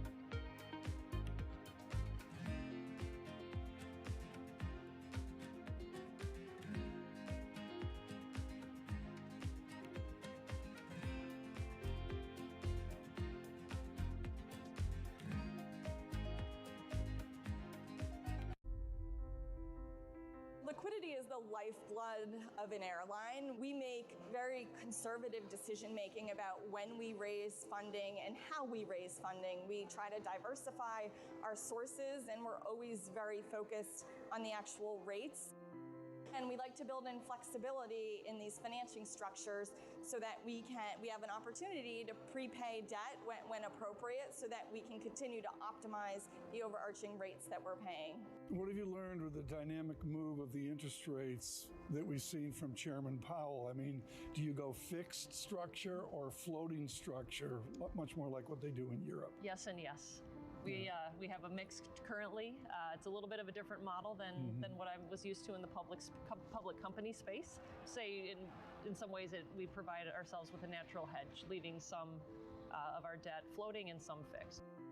You have to have the short-term discipline to sort of circle the wagons around cash. I mean, cash is oxygen. I know where every ounce of cash is going, but we also have to be nimble around that as well, because things change by the day. I know the folks who aren't willing to invest right now may have large pockets of investment in the future. So I want to be in front of them. They may not be a buyer at this point, but I do want to spend a lot of time in front of that other set that is a buyer at this point. They're interested. They want to be an early adopter of the stock. They're interested in the story.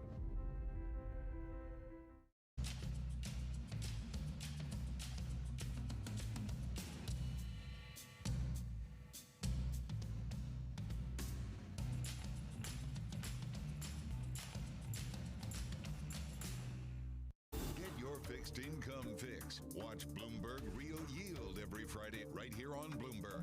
Context changes everything. Now, your company news headlines on Bloomberg Radio. From Bloomberg World headquarters, I'm Charlie Pellet. Cisco Systems has closed its $28 billion Splunk deal without any antitrust drama, taking just 6 months to make it happen. Cisco up right now by 0.8%. Cisco announced the acquisition of data crunching software maker Splunk in September of 2023. The United Auto Workers is petitioning for a unionization vote at Volkswagen's Tennessee plant, teeing up a crucial test of the recently reinvigorated labor group's clout. According to the UAW, a supermajority of more than 4,000 eligible staff at the automaker's Chattanooga factory have signed union cards over the past few months. Fisker is pausing production for the next 6 weeks as the electric vehicle maker looks to rein in inventory and possibly having to file for bankruptcy. Fisker down 14%. According to a regulatory filing, the company did not make a required interest payment of about $8.4 million last week on its unsecured convertible notes due in 2026. Fisker warned it may not be able to meet obligations to service its debt and, quote, could need to seek protection under applicable bankruptcy laws. Again, Fisker down now by 13.8%. Sources tell Bloomberg Apple is in talks to build Google's Gemini AI engine into the iPhone, setting the stage for a blockbuster agreement that would shake up the industry. Those sources say the two companies are in active negotiations to let Apple license Gemini, Google's set of generative AI models, to power some new features coming to the iPhone software this year. Apple shares today up by 1.4%, Alphabet up 4.3%. Those are our top company stories at this hour, and this is Bloomberg. This is Bloomberg Business Week with Carol Messer and Tim Stenevec on Bloomberg Radio and Television. It is Bloomberg Business Week. Let's get a check on the latest world and national news. We got Amy Morris in the Bloomberg 99.1 News in Washington, D.C. Hey, Amy. Hi, Tim. President Biden spoke today with Israeli Prime Minister Benjamin Netanyahu. The two leaders had been clashing over the war in Gaza. National Security Advisor Jake Sullivan. President Biden asked the Prime Minister to send a senior interagency team composed of military, intelligence, and humanitarian officials to Washington in the coming days to hear U.S. concerns about Israel's current RAFA planning. National Security Advisor Sullivan went on to say Netanyahu has agreed to send a team to Washington for talks. The Supreme Court is considering how far the federal government can go to combat false information online.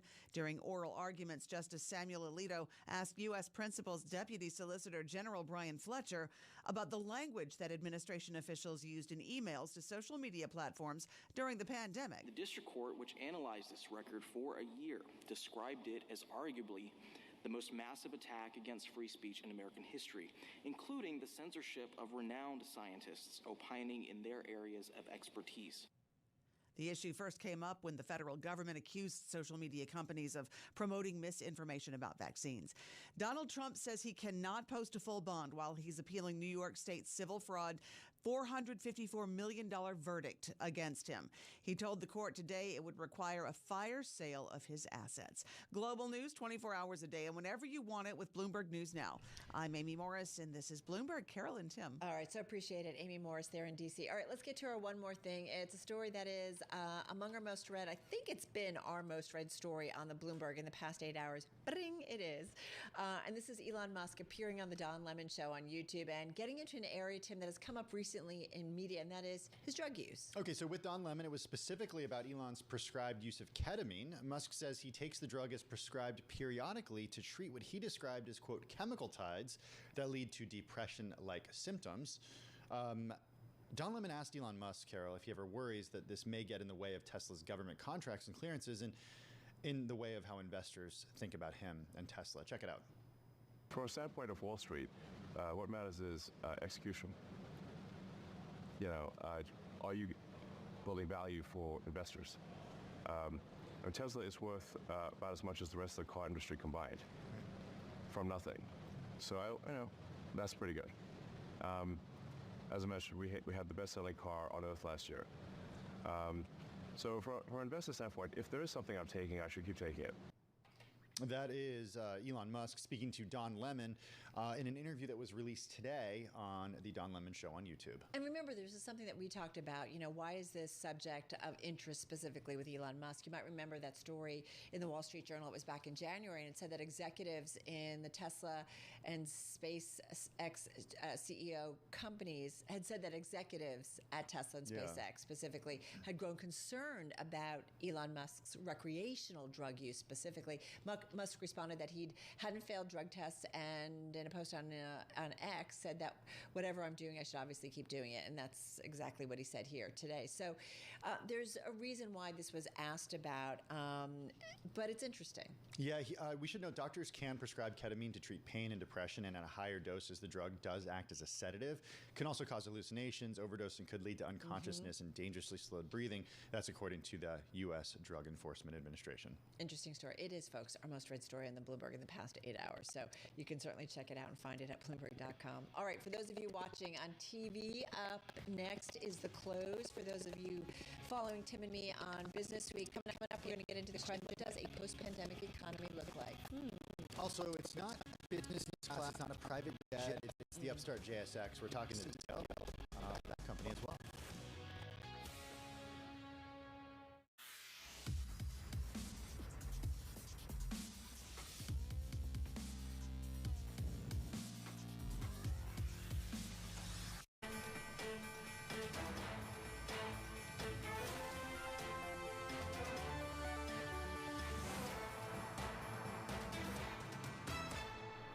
Investors repricing how the Fed moves forward. Live from Studio 2 at Bloomberg headquarters in New York, I'm Scarlett Fu. And I'm Bonnie Quinn. We are kicking you off to the closing bell here in the United States. Let's get a check on those markets because that sell-off has been arrested. So the Magnificent Seven are back in form. Not all of them, but we did have a nice rally in the likes of Nvidia, particularly Google as well. Although those rallies are coming off the boil a little bit, you do see that the index is still up more than 2% as a whole. So it's essentially risk on today. The other theme today, well, one of the other themes, is the two-year yield just below 2.74%.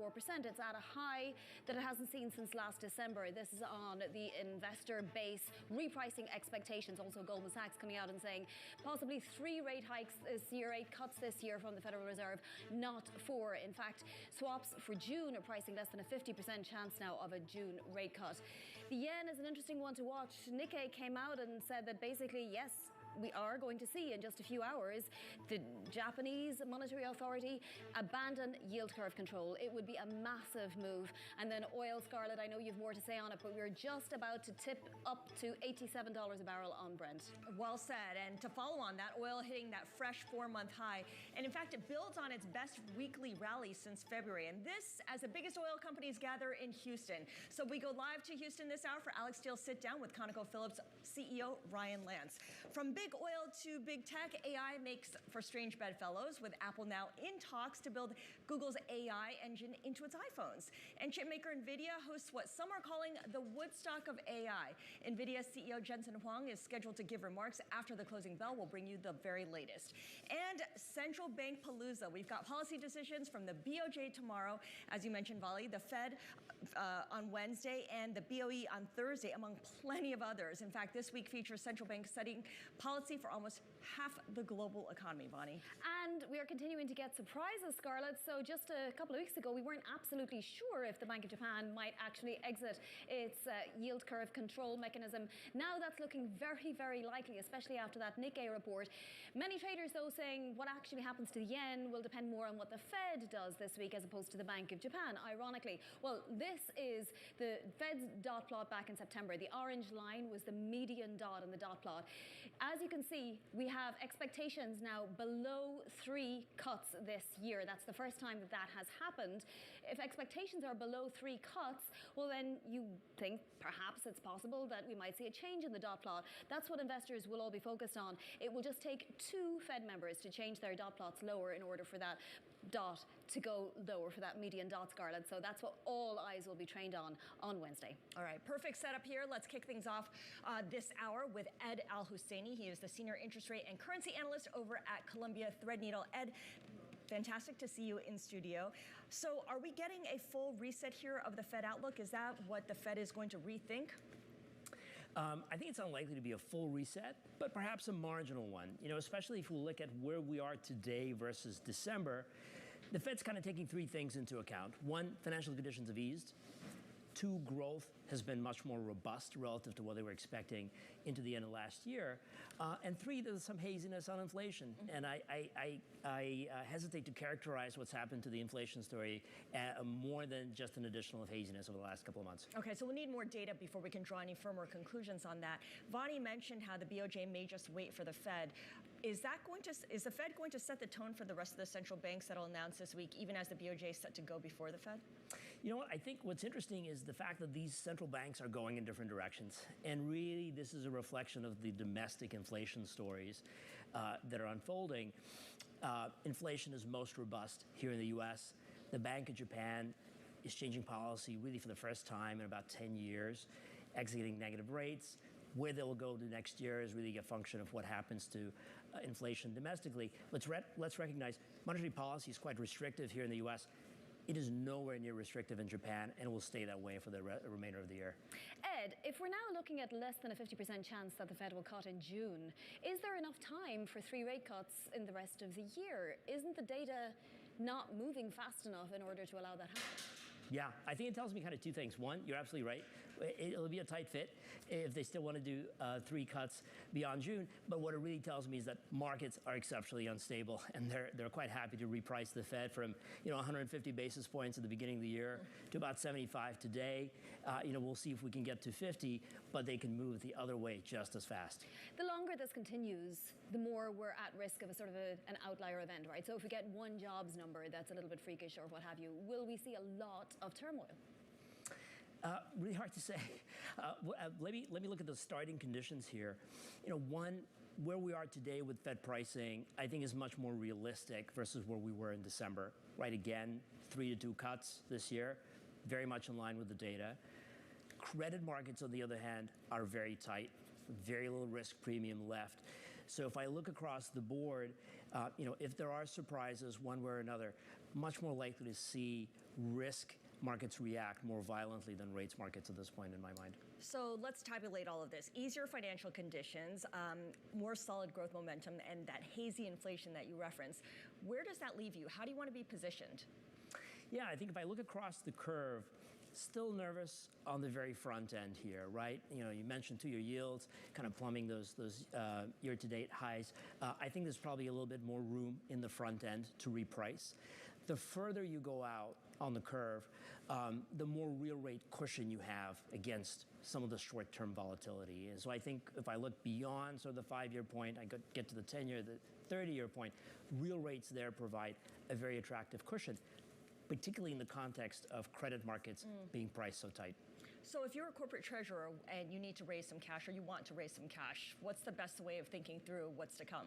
Yeah, look, if you're a corporate treasurer at the moment, you're probably looking at the belly and thinking it's a pretty good deal. You know, if you look at how things have evolved in the course of the past 6 months, corporate treasurers were issuing much closer to the belly into sort of the middle of last year. They started extending into the long end as demand came back, markets opened up after October. And now if you're reassessing, I think the belly once again looks quite attractive. And the through line here is demand for corporate debt and treasuries is actually exceptionally healthy so far this year. Ed, in terms of currencies, something like 8 of the biggest currencies are going to see their monetary policy authorities move or not move this week. It's really quite phenomenal, the stability that we've seen in currencies, including the yen. I mean, when the Nikkei report came out, we dropped to 148 and change. We're right back up to 149. What is your prognostication for currency moves in the next 6 months? Yeah, it's amazing. Currency volatility is on the floor. It's a very attractive environment for what are called carry trades, where you essentially, you're long currencies that are high yielding. At the moment, the dollar within the developed market space is a relatively high yielding currency.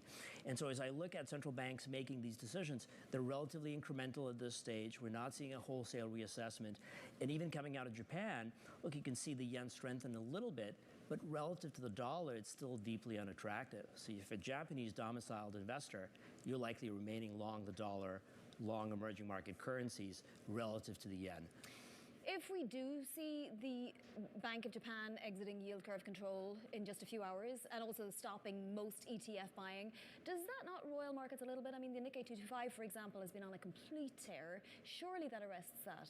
Yeah, I mean, it's a function of how long you guys have been talking about the Bank of Japan, right? So the markets have had a chance to kind of socialize the fact that this change is coming. The Bank of Japan has been sending smoke signals about this in the press for a long time now. And I'll point out, if you look at 10-year yields in Japan, they're way below the ceiling set by QQE. So we've not repriced all the way to the ceiling. There's a little bit of a cushion there. So in the short term, I don't think it's a massive sea change at this stage.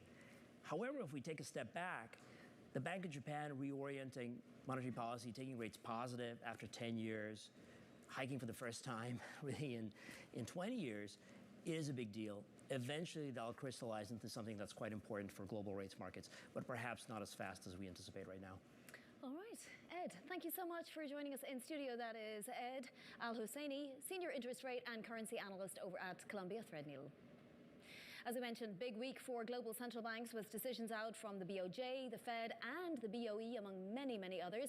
Our Bloomberg surveillance team spoke exclusively with the CEO of Barclays, who shared his view on how policy impacts the banking system and why he's still betting on rate cuts sooner rather than later. Lending is an important part of what we do. We are a very big player in the fixed income markets, in the debt capital markets, as well as fixed income trading. So lending is a part of what we do, but we're just trying to broaden it into more advisory and more equity-related revenues. How much is this sort of a new model of banking that's basically taking all of Wall Street and a lot of the global banks too, which is trying to cater to the whole client rather than, say, go after specific deals and be focused on, for example, being at the top of a league table? Yeah. I think it's an important part of the shift that's happening. And it's happening because previously in the investment banking side, we were working with corporations. And since then, we still work with corporations in a very big way. But in addition to that, you've got the financial sponsors and the sovereign wealth funds. So the growth of concentrated pools of capital makes it important to have that full relationship with those players in the market. This week, we do get a Bank of England decision. Is it beneficial if rates stay higher for longer, or do you want them to come down to support the economic growth and maybe some of the engine that John was talking about? So ultimately, that's a decision they have to make. It's very important to balance. Sure, but, yeah. you know. You've got to make a call then. I actually think a little prudence and waiting a little is not a bad thing. You think there is an option there to wait a little longer then? Why do you think so? Why is the bigger risk maybe to cut too soon and not to hold too long? Well, I think that the economy is stabilizing. Employment is still robust. Inflation is coming down. So I think on the balance, it might be more prudent to wait a little longer. Now, our house view and that of many others is for more rate cuts over this year. Would the same apply to the US? The same characterization of the situation? I think so, yeah. Well, but just, would that be good for you? Are high rates good for banks, or are they bad for banks? This has been a perennial question. Stable rates are good for banks. And that was the CEO of Barclays speaking exclusively with Team Surveillance earlier today. And Vani, of course, Barclays is its own behemoth, right? It's a massive investment bank, retail bank, credit card issuer. I like the story on the Bloomberg terminal that talked about PNC and Fifth Third, some of the more smaller regional banks in the United States, and how they're really trying to push this idea that banking is boring and there's not a whole lot going on. You don't need to be worried about, what happened last year happening again. Yeah, I mean, brilliantly boring is the phrase they're using, which I guess it's not an oxymoron. I guess you can be brilliant and boring at the same time, but I don't know. I mean, there's something just a little bit derogatory about the word boring that makes me sort of think, well, I get it, but I'm not sure I'd want to bank there either. I don't think I want my bank to be fully boring. I want them to be coming up with interesting ideas for me and perhaps, another 10 basis points interest rate. Right. That can't be boring. Everything else can be kind of boring in terms of the kinds of risks that they take, right? Exactly. All right, so the returns can't be boring. True. All right, coming up, a few more CEO conversations here on The Close. We've got Ryan Lance, Chairman and CEO of ConocoPhillips, joining us. His insight on the outlook for oil prices live from Houston. Plus, the CEO of e.l.f. Beauty marks 20 years in business by ringing the opening bell at the New York Stock Exchange. We'll discuss his forecast for 2024 and how it could be affected by a potential TikTok ban. And we'll be all over AI as Bloomberg reports that Apple is in talks to build Google's Gemini artificial intelligence engine into the iPhone. All that and much more coming up. This is The Close on Bloomberg.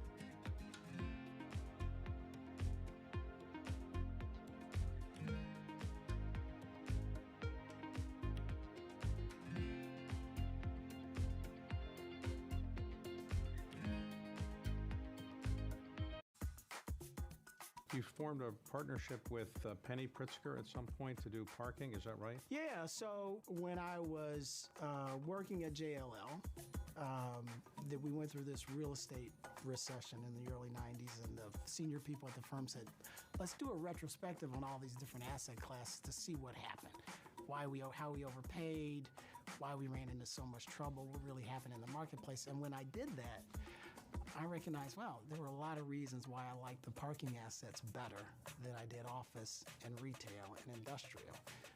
And so I started really noodling on the differences between those asset classes and came up with a rationale to start a business in the parking space. But I crossed paths with Penny Pritzker, who later became our Secretary of Commerce. And she liked the idea, and she and I went off on this adventure together and built a real estate operating company in the parking space.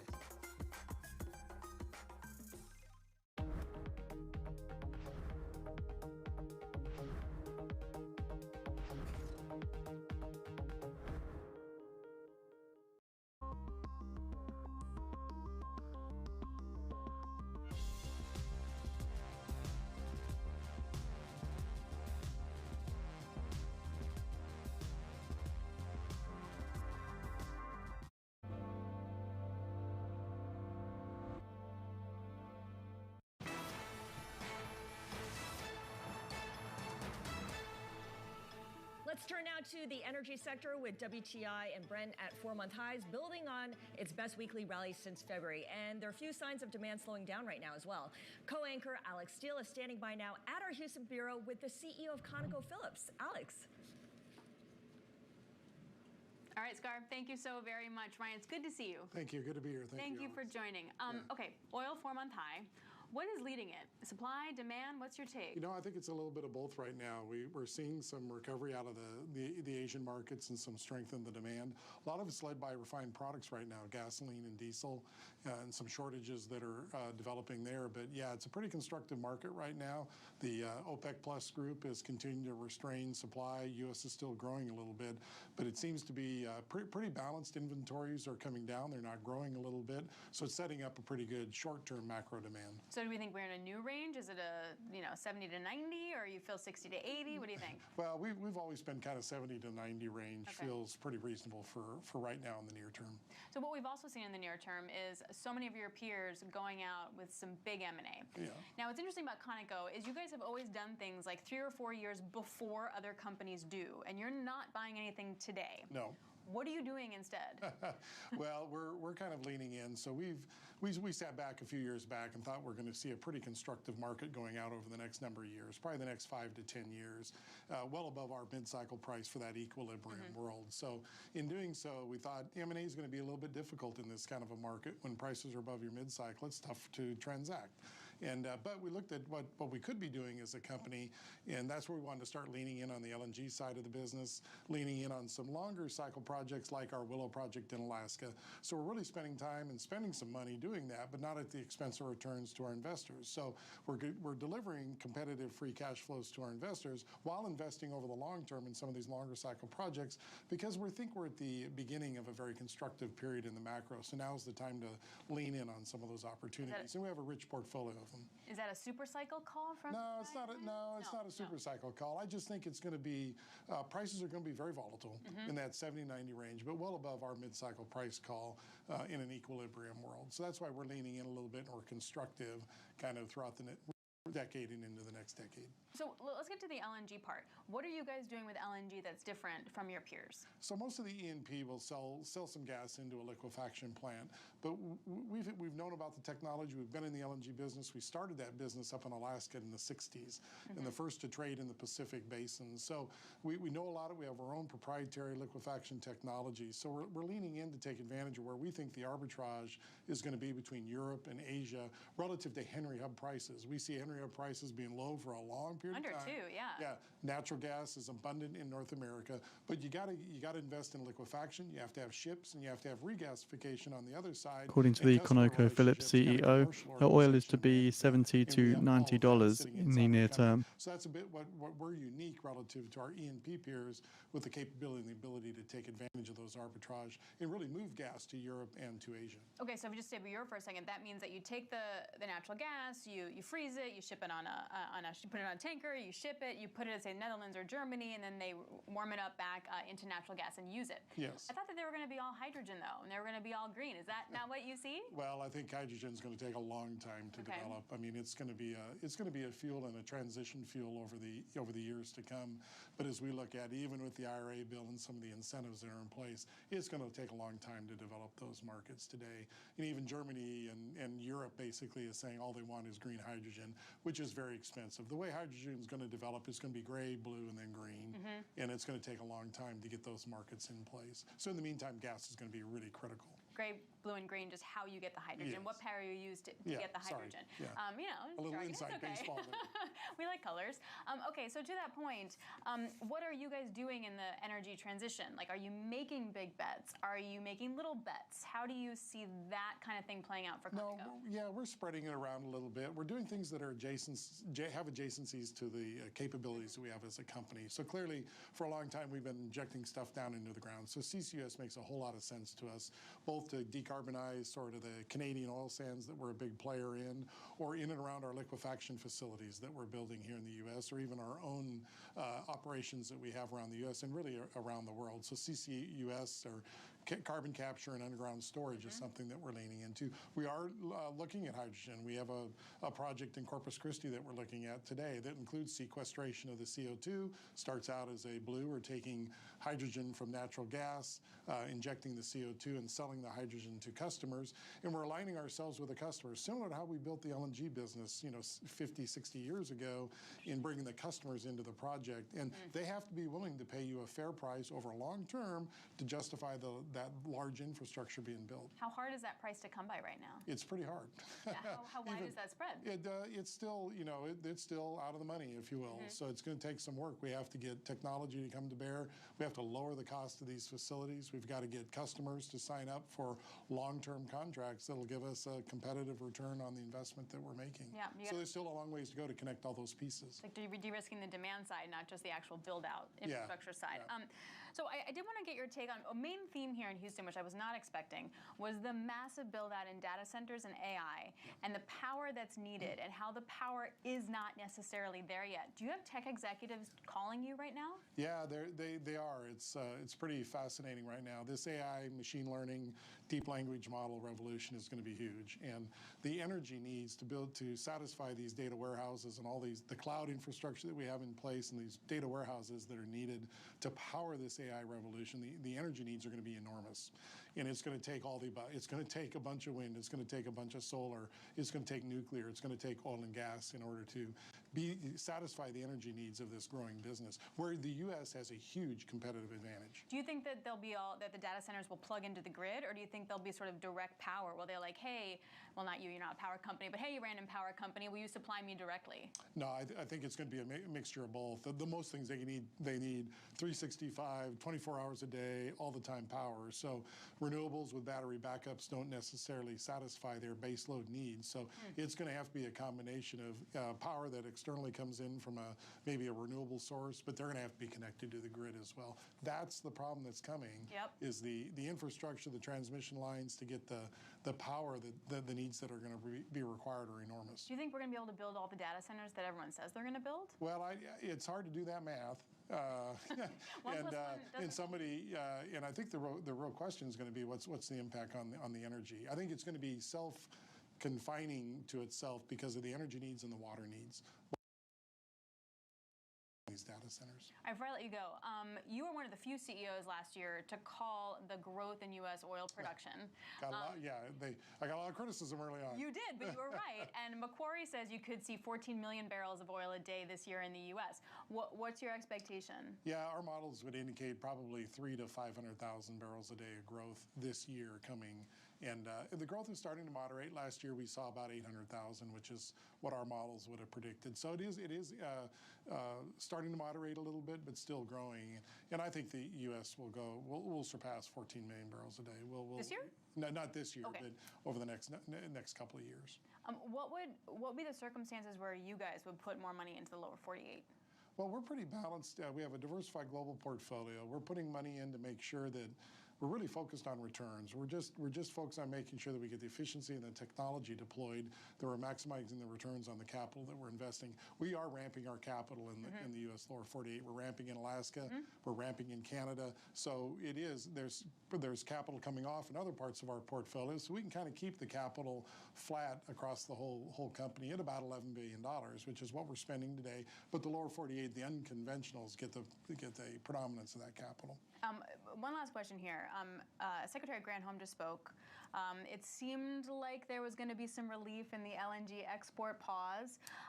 There's an election coming up.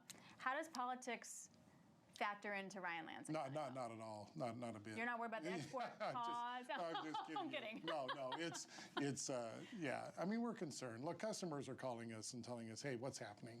What does this mean for the long-term future? And what it's doing is it's setting up the problem in 2 or 3 years. So if the pause continues for a period of time, then customers are getting uncertain about what the future stands. And producers of gas are saying, am I going to have an outlet for my gas? So it's leading to sort of lower levels of activity. Current prices driving that as well.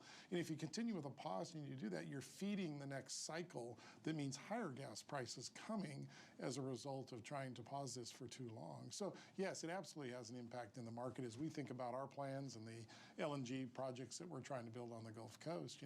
It's real. and it has an impact. Now, I get what they're trying to do and assess what the U.S. market is going to look like, but you could do that in parallel. You could make these assessments at the same time that you're moving it along. They've chosen to do something different. Do you think it goes away after November 6th? I don't know. I hope it does. Okay. It needs to. Hey, Ryan, it's so good to catch up with you. Really appreciate it. Ryan Lance, Chairman and CEO of ConocoPhillips. Guys, back to you. All right, thanks so much, Alex Steele and Ryan Lance, Chairman and Chief Executive Officer of ConocoPhillips. Avani, what struck me was his forecast for oil prices to be somewhere between $70 to $90 in the near term. Pretty much that's where we are, smack in the middle there, with Brent currently at $87 and WTI at $83. If oil prices continue to stay at these levels, there's going to be that recurring concern that it's going to contribute to inflation again. Correct, Scarlett. And the other forecast he gave was that natural gas is going to stay below $2 for the foreseeable future. In fact, for a long time, I think was the exact quote. So on the one hand, you have oil potentially offering up some kind of an inflation problem, but natural gas is doing the opposite. So you'd like to think that these things would balance out. Well, we'll see how that all shakes out. Obviously, the Fed looks at everything ex-food and energy, but it always has a way of seeping into real prices later on, right? We've got much more ahead on the close. Keep it right here on Bloomberg.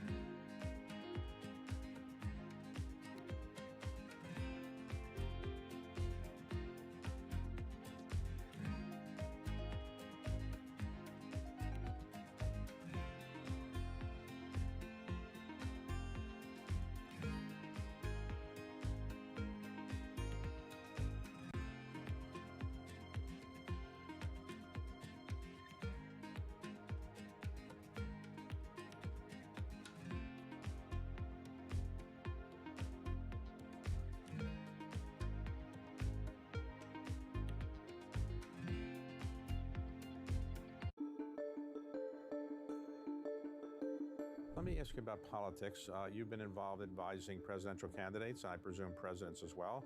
Do you ever have any interest in serving in a senior position in the federal government or running for office? Absolutely, unequivocally, no. The aggravation factor isn't worth it? It's the aggravation factor, but it's more importantly is I don't believe there's any integrity in it. So you do give money to politicians, though, because that's the system, but you... It's part of the game. I think, to be honest, I think there's a need for a multi-party system in the U.S. to give more people a choice about where they can throw their voter support and their political support, but also to cause the country to sort of come together by having everybody have a role in deciding what is in the long-term best interest of the country. I've often believed that Black Americans as a people and as a voting bloc should adopt the same position that the original founders of the Congressional Black Caucus had in early 1970. Their philosophy was enunciated like this: Black Americans should have no permanent friends, no permanent enemies, just permanent interests.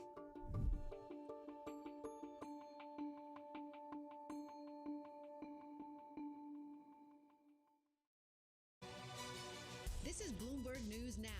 News when you want it at the touch of a button. Another volatile day on Wall Street. We're seeing big moves. All eyes on Capitol Hill as Democrats and Republicans prepare. Today's job numbers casting doubt on the Fed's next move. Inflation remains front and center. And that's news when you want it with Bloomberg News Now. Get it 24/7 on the Bloomberg Business app, Bloomberg.com, and anywhere you get your podcasts. Bloomberg News Now. Context changes everything. Bloomberg Surveillance covers the latest in global markets and the political events that influence your world. Join Jonathan Farrell, Lisa Abramowitz, and Anne-Marie Hordern only on Bloomberg. Context changes everything.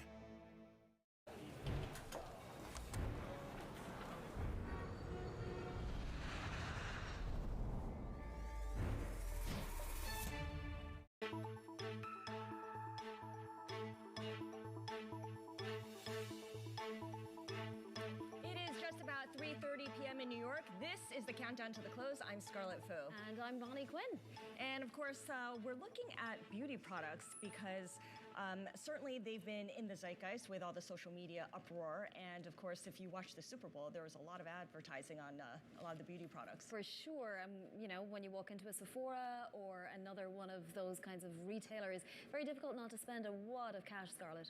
As you did recently, right? You were just telling me. Yes, but I hadn't for a couple of years before that, so I'm good with it. Once in a while, it's good. Plus, they give you points now, so it's almost like you're saving money. Yes, the rewards, the loyalty programs. All right. Well, e.l.f. Beauty is actually celebrating 20 years in the business, ringing the opening bell at the New York Stock Exchange this morning. If you look at the shares, they've climbed almost 650% since public trading began in 2016. So we welcome now the CEO of e.l.f. Beauty, Tarang Amin, joining us here in New York to talk a little bit more about the path that the company has taken. Tarang, good to see you here. Great to see you. So we mentioned social media. How has the explosion of social media contributed to increased demand of cosmetics? Can you draw a straight line from the multitude of user-generated videos, user-created videos to increase sales? We absolutely can. I mean, I think the great thing about our category is it's the perfect category to express yourself, to be able to empower others, and we feel social media is a great platform for that. And you know, it used to be where you had to go through celebrities or perhaps influencers to get the word out on product. We now find, particularly with our unique ability of bringing prestige quality at these extraordinary prices, as soon as we launch what we call our holy grails, there's like 1,000 TikTok videos on it the next day in terms of consumers really discovering it and being able to let others know. So it definitely makes a big impact. Our makeup artists were comparing e.l.f. Beauty to kind of like the H&M of the beauty industry, like you're quick to move on these hot trends. You mentioned TikTok. If TikTok is banned, how quickly can you move your marketing spend on that platform to somewhere else? And would it necessarily be to like a Snapchat or to an Instagram? Would it be minutes, days, months? Well, no, we live where our community lives. So we basically got on TikTok because we saw a lot of Gen Z on TikTok. If something happened to TikTok, we would follow where our community is. We're on like 17 different social platforms. We have strength across the board. Not only TikTok, but we have our own channel on Twitch. We have the #1 branded experience on Roblox. We're strong on Instagram, Facebook. There's a number of different, Reels is another one. So while TikTok's been great for beauty as a whole, I would say we would follow where our consumers are. How do you sell, you know, a Camo liquid blush for $7 when we've seen inflation hitting everything, every kind of raw material? Is your packaging getting smaller? How are you dealing with it? No, that's actually the core to our success. I mean, our company was founded 20 years ago with this bold vision of having premium quality, these accessible price points, and everything we do is really engineered against really bringing that level of quality at much better prices. And a lot of it's reflected in our cost structure. You know, we don't have sales associates, a lot of the costs that a lot of other companies have, that allows us to really be able to have an everyday great price, and that's really what delights our community. Well, of course, but everybody says that, right? And you do still need to go through the manufacturing process and the advertising process and so on. So where are you going to cut back on that, you know, if we continue to see this kind of environment where the consumers may be getting a little bit squeezed and inflation is not coming down anytime soon? Yeah, well, I think, you know, one of the great things for us, I've been CEO for 10 years. In that time, I think our gross margins have gone from about 45% to over 70%. And if you look at how we've done that, we haven't done that through traditional pricing. It's really been through innovation mix. So as we introduce these products, I got a great example recently. We introduced our lip oils. There's a prestige lip oil that costs $40. We're able to introduce our lip oils at $8. And we get lots of testimonials that consumers actually think it's better than the prestige item.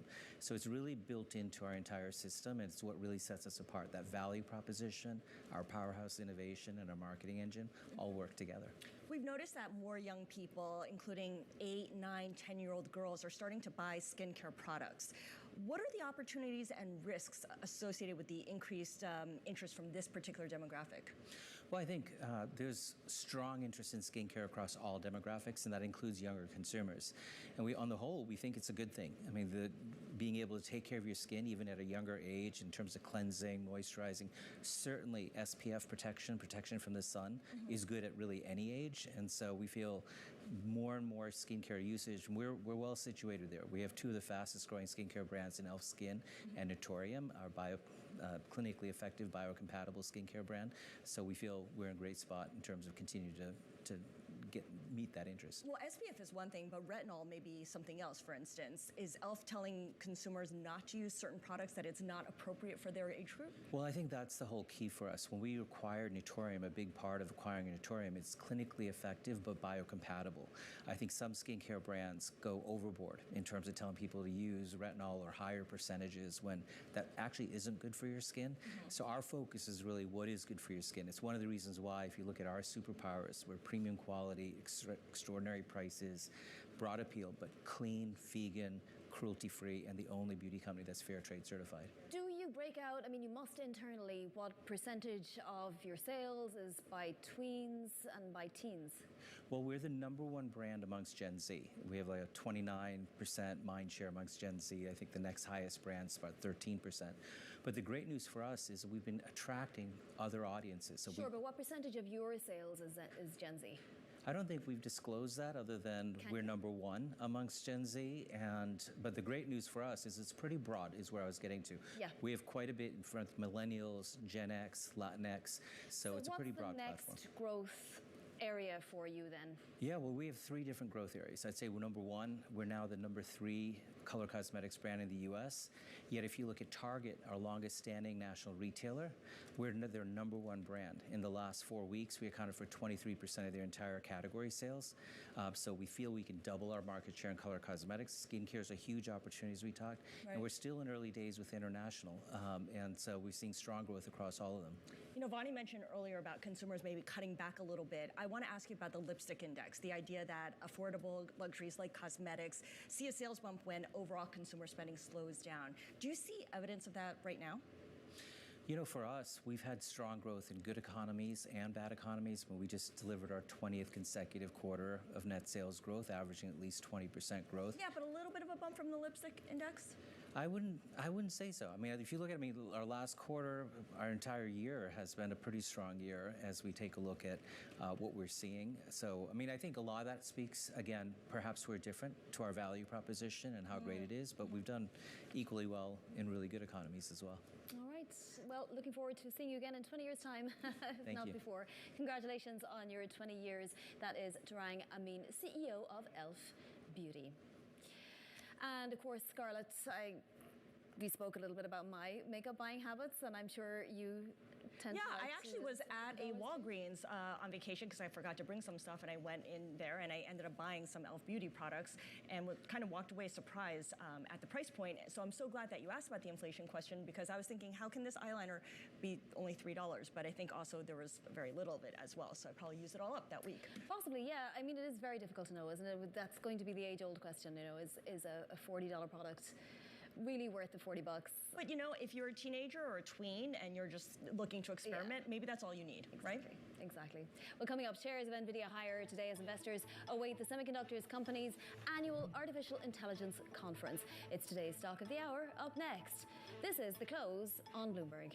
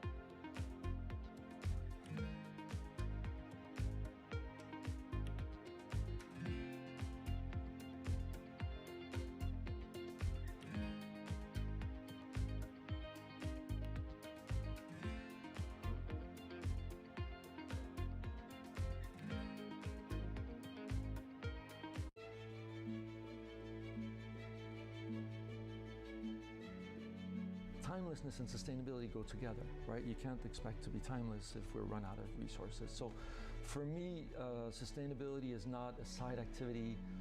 It's not a reaction to external pressure. It's core to who we are, what we stand for. And to a very strong extent, it's about future-proofing our business, right? You need to focus on sustainability to recruit. More and more, that younger consumer we're talking about, they want to work for companies that care about this planet, that do more than just kind of generate revenue and profit.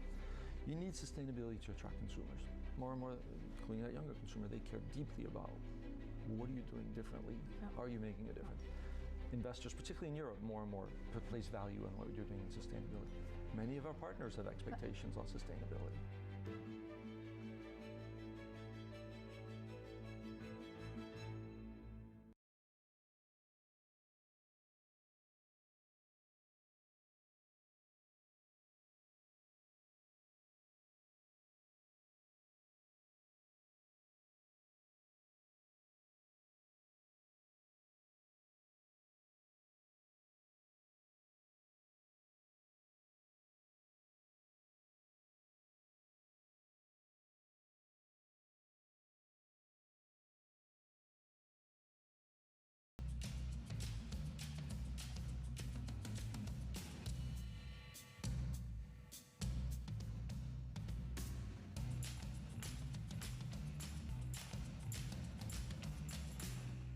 Why do the biggest names in business choose Bloomberg? That is a great question. It's a great question. Great question. Great question. Best question I get all night. Bloomberg. Top experts. Great questions. Hey, the Fed decides. They are scared stiff of getting this wrong. The markets are just primed for the big green light. Trust Bloomberg to bring you the fastest coverage and exclusive analysis, including Powell's press conference. We want to see more good data. We're still seeing sticky inflation. How dependable is the data? How long does it need to be good? 6, 7, 8 months? Tune in to Bloomberg Surveillance. The Fed decides, starting at 1:30 p.m. Eastern.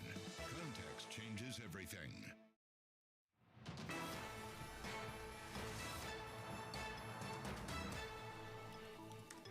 It is time now for our stock of the hour, and today it is shares of NVIDIA. They are higher, as they have been for most of this year, as investors eagerly await the company's GTC conference. Abigail Doolittle is here now with more. Some people are calling this, what, the Woodstock of AI? Yeah, I love it. The Woodstock of AI. So it's really a festival for the more than or roughly 300,000 developers, usually people that you think of as being pretty nerdy, engineers and that sort of thing. But this is really a cult-like event at this point. And what's so interesting to me, the first time, because the headline, if we keep the analogy, Jensen Huang spoke in 2009, 1,000 people. I think it was last year or the year before. 22 million people tuned in for his speech alone, so probably even more. But in terms of the actual attendees, either in real life or virtually, 300,000 developers. Now, relative to his headline speech, it's going to be all about the pipeline plus the competition. But I think that what a lot of people are wanting to hear about is the debut of what's called the B1000. This is the latest generation of AI accelerators.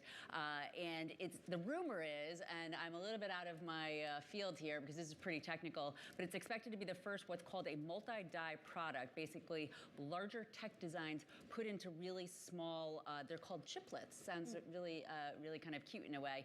Probably not so cute, though, to the people who are spending millions and millions of dollars for them, but they're hard to get. The thought is that even if they do announce that this is the case, are they going to be able to supply enough of these B1000s to meet supply? So new products, but then there'll also need to be more to satisfy investors, right, Abigail? Because the stock has run up quite a bit. It's incredible, Bonnie. This year, this stock has basically doubled. I mean, it went from 400, 450 to almost 1,000. Come back in a little bit. That is a parabolic uptrend if I've ever seen one. And when you pair it with the RSI, which is actually no longer in overbought territory, it tells you that these new highs, the recent highs, had been made on less bullish momentum. That's not a positive sign. So it tells you that probably some consolidation is ahead. Will it be around this event? We don't know that. Could it be something macro like the Fed? Potentially. But at some point, yes, these shares will probably give some of that back. Yeah, NVIDIA is the poster child right now of AI demand and, of course, of certainly profiting off of it. But you mentioned another stock that has really gotten a lot of attention recently, which is Super Microcomputers. I mean, today it's lower, but the run it's been on puts NVIDIA like in the dust. Yeah, you can barely even see NVIDIA's move up relative to the 1,200% one-year move that Super Microcomputer has made. Now, I'm a stock person, as you know. Up until a few weeks ago, I'd never even heard of this company. But apparently, NVIDIA NVIDIA AI chips get put into their servers, and so that's the big connection. Plus, today did start officially trading in the S&P 500, as you mentioned, the stock on the day down about 7%, a little bit of sell the news, but yeah, anything AI, it's up. It didn't start out like that today, though, I have to say. It was up almost 8%. It was the best performer in the S&P 500. SMCI was? Yes, it was. Really? Wow. So this must be an interesting chart. Started to shoot down, and so that was an amount of volatility. But that's the kind of market we've seen this year, right? Yeah, it looks like it's going to fill a gap here, actually. All right, Abigail Doolittle, thank you so much. Do you think, by the way, that Jensen Huang's going to be in his trademark leather jacket? Absolutely. I think he probably wears it in bed, yeah. It's like Steve Jobs with the black turtleneck, right? Yeah. It's just the look that he's adopted, and that's his thing. Yeah, exactly. That's his call sign. All right, coming up, we're going to count you down to the closing bells. Uma Moriarty is going to be joining us. She's a senior investment strategist at Center Square Investment Management. This is The Close on Bloomberg.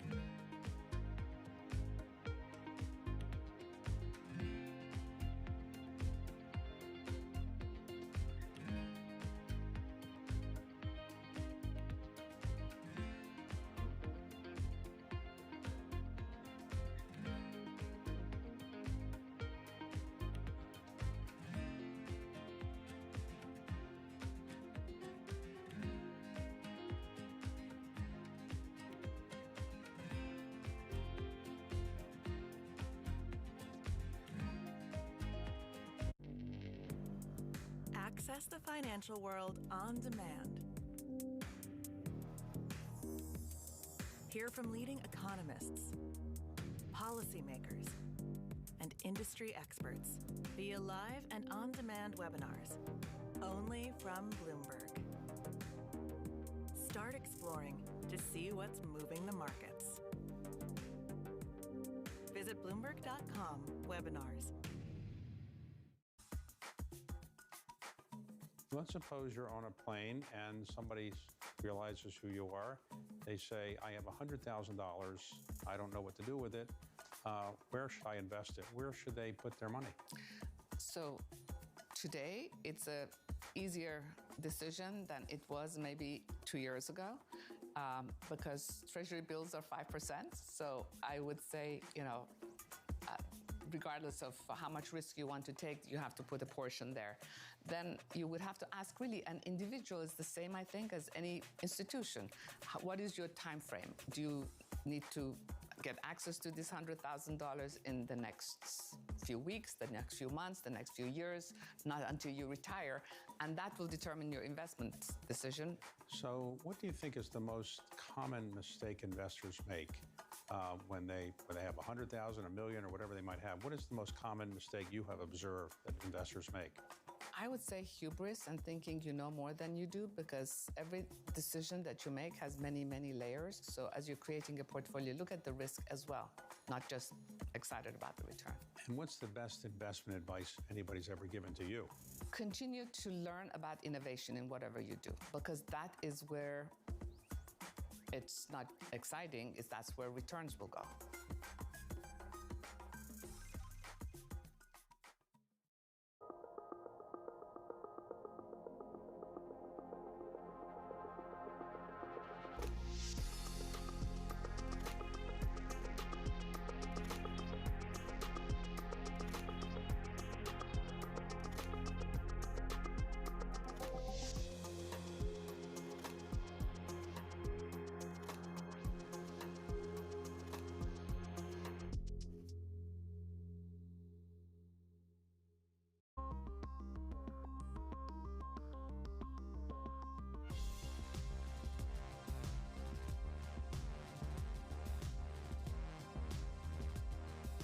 So we're looking now to the markets on close imbalance, 5.6 billion to the sell side.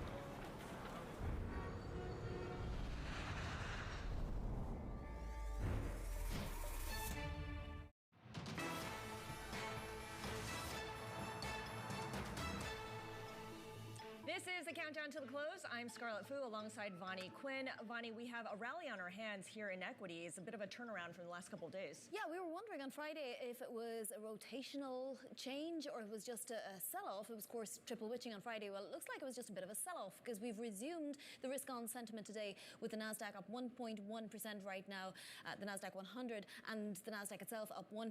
As you can see, the Magnificent 7 index is up more than 2%. Plenty of stocks contributing there, including NVIDIA, as we await that conference that's starting in about 10 minutes with that speech from Jensen Huang. But then, of course, you have to look at yields. The two-year yield, so the yield that's probably the most nuanced by what the Federal Reserve says, is at its highest since last December. It's at 2.72 and change at this point. It was at 2.74 and change a little while ago. And then oil, well, we're just at $87 a barrel there on Brent. And as you can see, the yen, even though we probably know what we're going to hear from the Bank of Japan a little later on, thanks to the Nikkei report, it's trading at 149.17, Scarlett. All right, so let's try to make sense of all of that action and bring in now Uma Moriarty, Senior Investment Strategist and Global ESG Lead over at Center Square Investment Management. Uma, it's good to speak with you. As Vonnie mentioned, we're getting a disconnect here when you look at bonds and stocks and how they're reacting to this potential rethink of how the Fed moves forward with rate cuts, the cadence and the timing and all that. If there is a rethink, why are stocks moving up and why are bonds moving down? Why are bonds under pressure? Thanks. It's great to be here. I think what's really been on focus, like you mentioned, what's coming out of this Fed meeting, and there is a lot of different data that you could point to that is going to provide a bull case scenario, a bear case scenario. I think people are able to kind of pick and choose what they want to look at. At Center Square here, we are real estate investors, and as much as there is this focus on what the Fed might be doing, we're really focused on those long-term yields, that 10-year Treasury yield, and we've seen that kind of settle out here in the 4+% range, and that's really what we're looking at as we think about what's happening across the real estate market. So where is it going, Uma? In terms of that 10-year yield, we think that the 10-year yield is kind of settling out here. We think it's going to be here for the foreseeable future. And what that really means from a real estate perspective is that we have to have a bit of a repricing happen in the private markets, but we have seen that repricing already happen across the listed real estate market. We have some really interesting opportunities now across the REIT space. When you were just talking about things like NVIDIA and the servers that need to house these chips, all of that is housed in data centers. Data centers are real estate opportunities, and there's some really interesting opportunities to play the AI boom through that space. Okay, so data centers is one way to do it, but if we stick on the housing market overall, where do you want to be in terms of direct exposure to housing? Do you want to be in home builders, or perhaps you want to be more tangentially tied through the likes of Home Depot or Lowe's? In terms of the housing market, we are a little bit more bullish on rental residential opportunities. I think something to really pay attention to is the fact that you've continued to see a really frozen housing market. We are seeing early signs of that thawing out, but housing still remains really unaffordable for a lot of people as they're trying to purchase homes. And we think that's going to just create renters for a lot longer across the United States. And that really has an outsized opportunity for rental residential opportunities, whether it be apartments, whether it be single-family rental types of opportunities as well, and that's an area that we're pretty bullish on here at Center Square. So where are you putting your money to work when you say, you're bullish and that this is all you're concentrated on? Where are you actually putting the money down?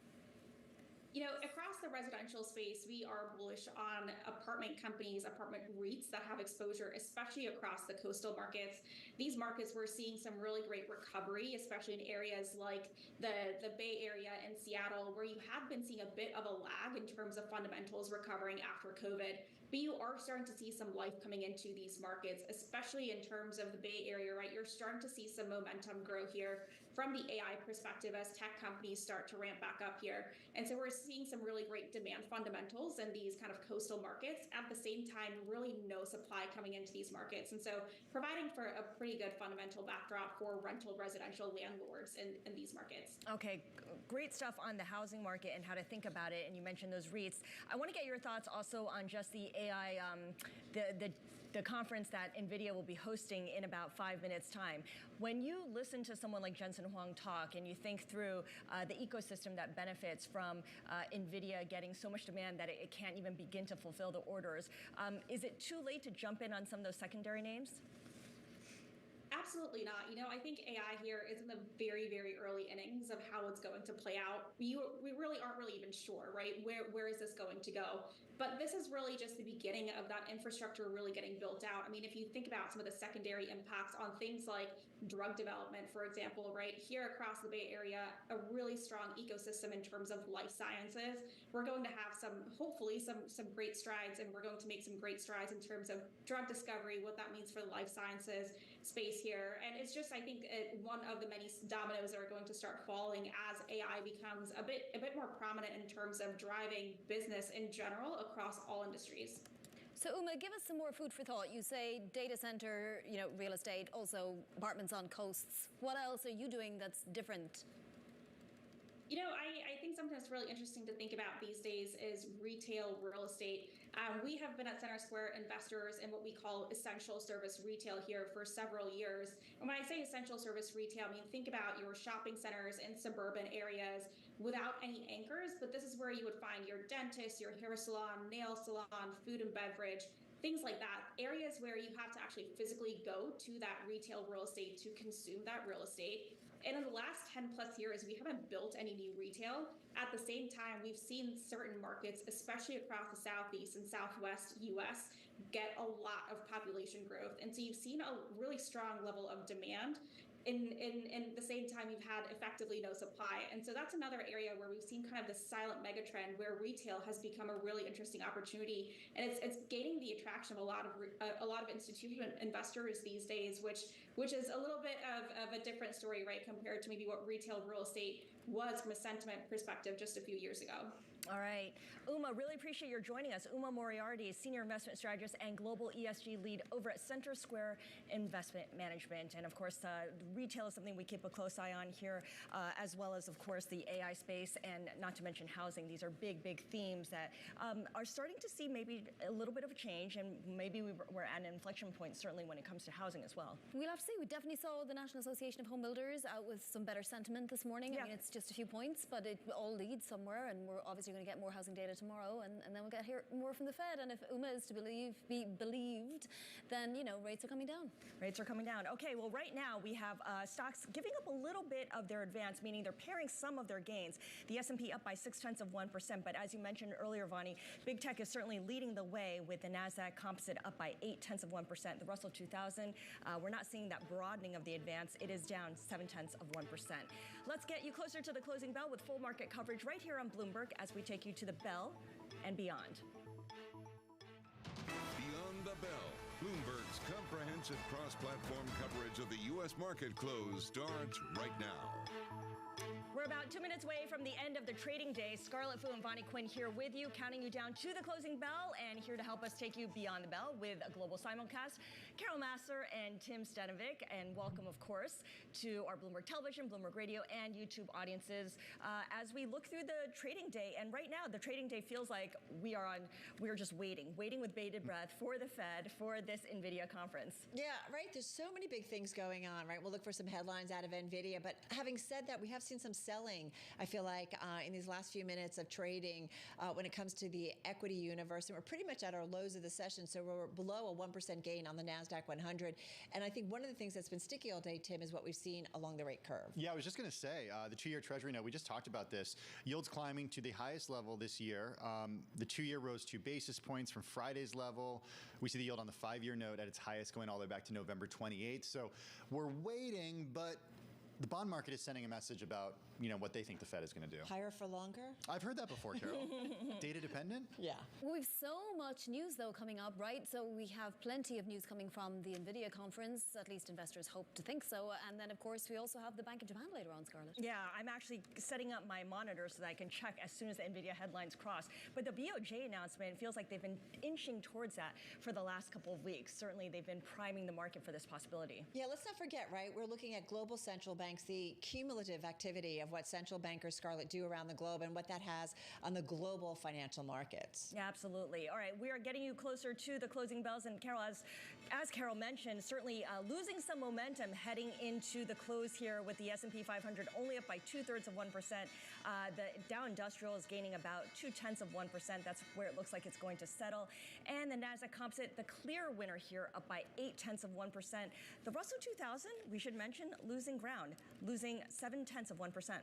All right, good to know. There's your big picture. And I'm going to stay with the big picture and the big caps, if you will. S&P 500, if I look at the individual members, Ronnie, you see 307 to the upside in today's trade. So some fairly broad-based buying, even though a little bit of selling into the close here. 194 names in the S&P 500 losing ground, 2 unchanged. And I think what's obvious from the IMAP of the S&P 500, Carol, is that it's the more risk-on sectors that are doing so well. So you have information technology leading the pack.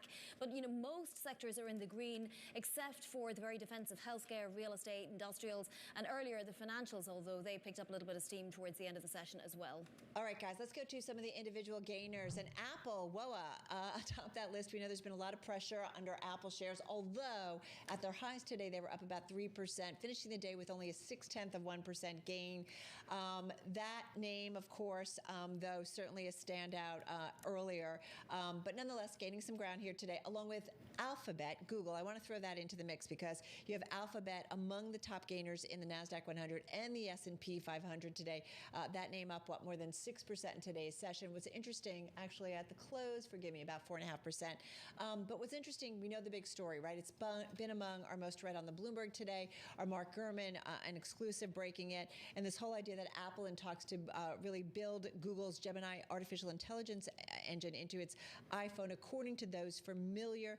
So we're talking about maybe some kind of big agreement, once again, between two companies that have been working together for a long time when it comes to search. So nonetheless, this caught our attention and really gave a overall lift, certainly, to the tech trade in the Monday session. You think they're friends again after being frenemies? Is that what's happening? Well, actually, they've been friends for a long time on search, and they've been collaborating for a long time. Yeah, they pay Alphabet billions of dollars a year. But not on Maps, right? Search. They went their own way on Maps. Yeah, no, but it's interesting. Frenemies is a good way to describe it. I find the tech universe really interesting, right? Like these companies that compete, and yet they often sometimes find they need each other. But anyway, those two names definitely stand out. I did want to mention Tesla, if I may, before we move along.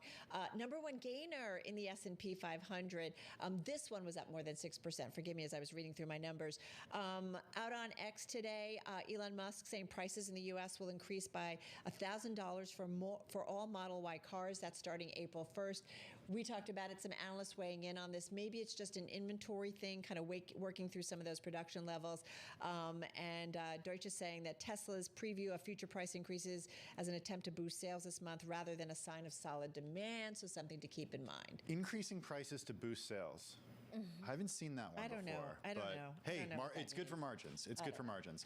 I want to talk about some of the decliners. Super Microcomputer, you might remember this was added to the S&P 500 end of day Friday. Today was the first day it was included in the S&P 500. On a percentage basis, the worst performer on the day, down more than 6% today. I do want to give some perspective, though. Super Microcomputer shares are up by more than 250%. How much are they up this year? 250% just so far this year. But still, I mean, it's notable that on the first day in the S&P 500, they're down. Worst performer. Abbott Labs shares falling today. At last check by close to about 3%. The stock fell on Friday close to 3% as well. That was in sympathy with Reckitt Benckiser, which saying following a lawsuit award. Analysts back on Friday did say that Abbott's sell-off is overdone. So it is notable that we're still seeing some selling in today's session after that news on a Friday. And here's a really interesting one. Fisker, speaking of EVs, the company is pausing production for the next 6 weeks as the EV maker looks to rein in inventory and avoid possibly having to file for bankruptcy. Shares fell today by another 15.5%. We should note the company did not make a required interest payment of about $8.4 million last week on its unsecured convertible notes that are due in 2026. So that certainly prompted some selling by investors. That was a regulatory filing that we got today. Fisker did warn that it may not be able to meet obligations to service its debt and could, quote, need to seek protection under applicable bankruptcy laws. This was an $8 billion company back in 2021. Now the market cap is down to about $85 million. Wow. Yeah, quite a sell-off that we've seen. Shadow of its former self, really, when it comes down to it. All right, let's take a look at what happened in the yield space. We had declines in Treasury prices, not huge declines, and so therefore the move higher in yields is fairly small. But we're at some pretty key levels here. The 2-year yield at the highest level this year. As you know, traders betting on fewer Fed cuts this year. The big question is whether policymakers themselves pencil in fewer than 3 cuts this year. For the 10-year yield, approaching a key technical level of 4.35%. We're at a 3-week high there. Mike Wilson says 4.35%, Mike Wilson of Morgan Stanley, is a level that may disrupt the stock rally. It hasn't really yet, but we're getting closer to that point. All right, guys, don't cheat, but the most read story in the past 8 hours on the Bloomberg. Like, here we are, Fed week, the Apple Google news, you've got the 2-year note at a significant level. There's a lot going on. Care to guess? It has to do with a certain personality. Good guess. Yeah, we're kind of living in his world, aren't we? Elon Musk. This story is the most read on the Bloomberg terminal, and it has to do with his prescribed use of ketamine, and he says it alleviates periods of low moods, and is in the best interest of investors in Tesla and the other companies he runs. Like, you know, that was it about a month or so ago that Wall Street Journal came out with the story about some that were maybe concerned about investors in these companies that might be concerned about his drug use. Okay, so he did give this interview on Don Lemon's new show that's on YouTube, also actually still on X, even though there was the whole contract conversation that we saw last week. Here's what Elon Musk said. What matters is execution. From an investor standpoint, if there's something I'm taking, I should keep taking it. He did say that he takes the drug as prescribed periodically to treat what he described as, quote, chemical tides that lead to depression-like symptoms. Yeah, I mean, it's definitely pertinent information, right? It should be out there and shareholders have the right to know, just like, you know, our employer would maybe perhaps have the right to know. I'm not quite sure how, you know, the law works in the United States. Just another interesting chapter, prescriptions, right? But I think maybe there are questions about security clearance too, because of his involvement. Stuff. Yeah, because of, you know, as a government contractor with SpaceX, but he said he wasn't concerned about that. I don't think he doesn't tend to be concerned about a lot of these things, but maybe they need to add another chapter to Walter Isaacson's book about Elon Musk when it comes down to it. The other story, Carol, that I thought was really interesting was about how budget hotels in rural Texas are jacking up their prices, asking for $1,000 because it's in an area where you can really get a good view of the eclipse. We're all a good study of supply and demand, right? So that's where you want to go to see it. Like, I totally get it, right? That these guys are going to charge more because they can. Okay, I have good news and bad news about the eclipse. Okay, I think we're all going to be on air when the eclipse happens here in New York. Is that good or bad? That's the bad news. Okay. So we'll be able to see it. The good news is for people who are in New York and don't want to travel to Texas, Vani will still see 90% coverage for the eclipse from this area. So it's actually a pretty good area to watch it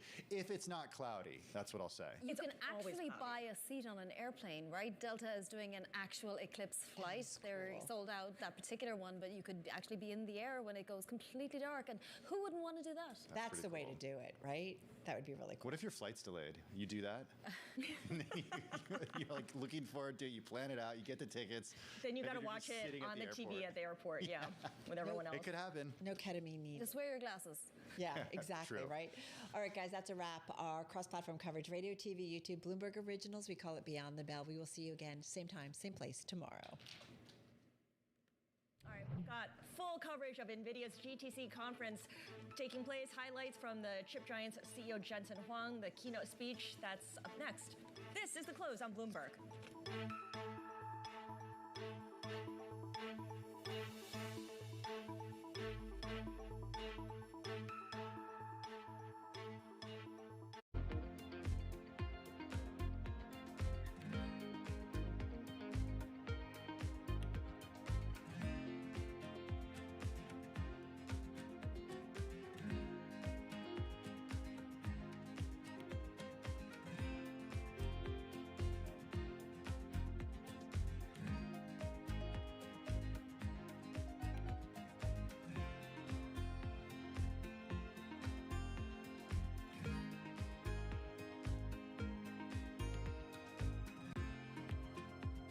I think this will probably go down in history as one of, if not the largest financial crime ever.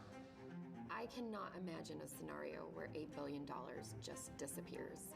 Bankman-Fried has pled not guilty to multiple fraud charges. Sam was just too important in the crypto community. When someone says, I'm going to give $1 billion in the next 2 years, like that catches everybody's attention. As time went on, their ideas got like weirder and weirder.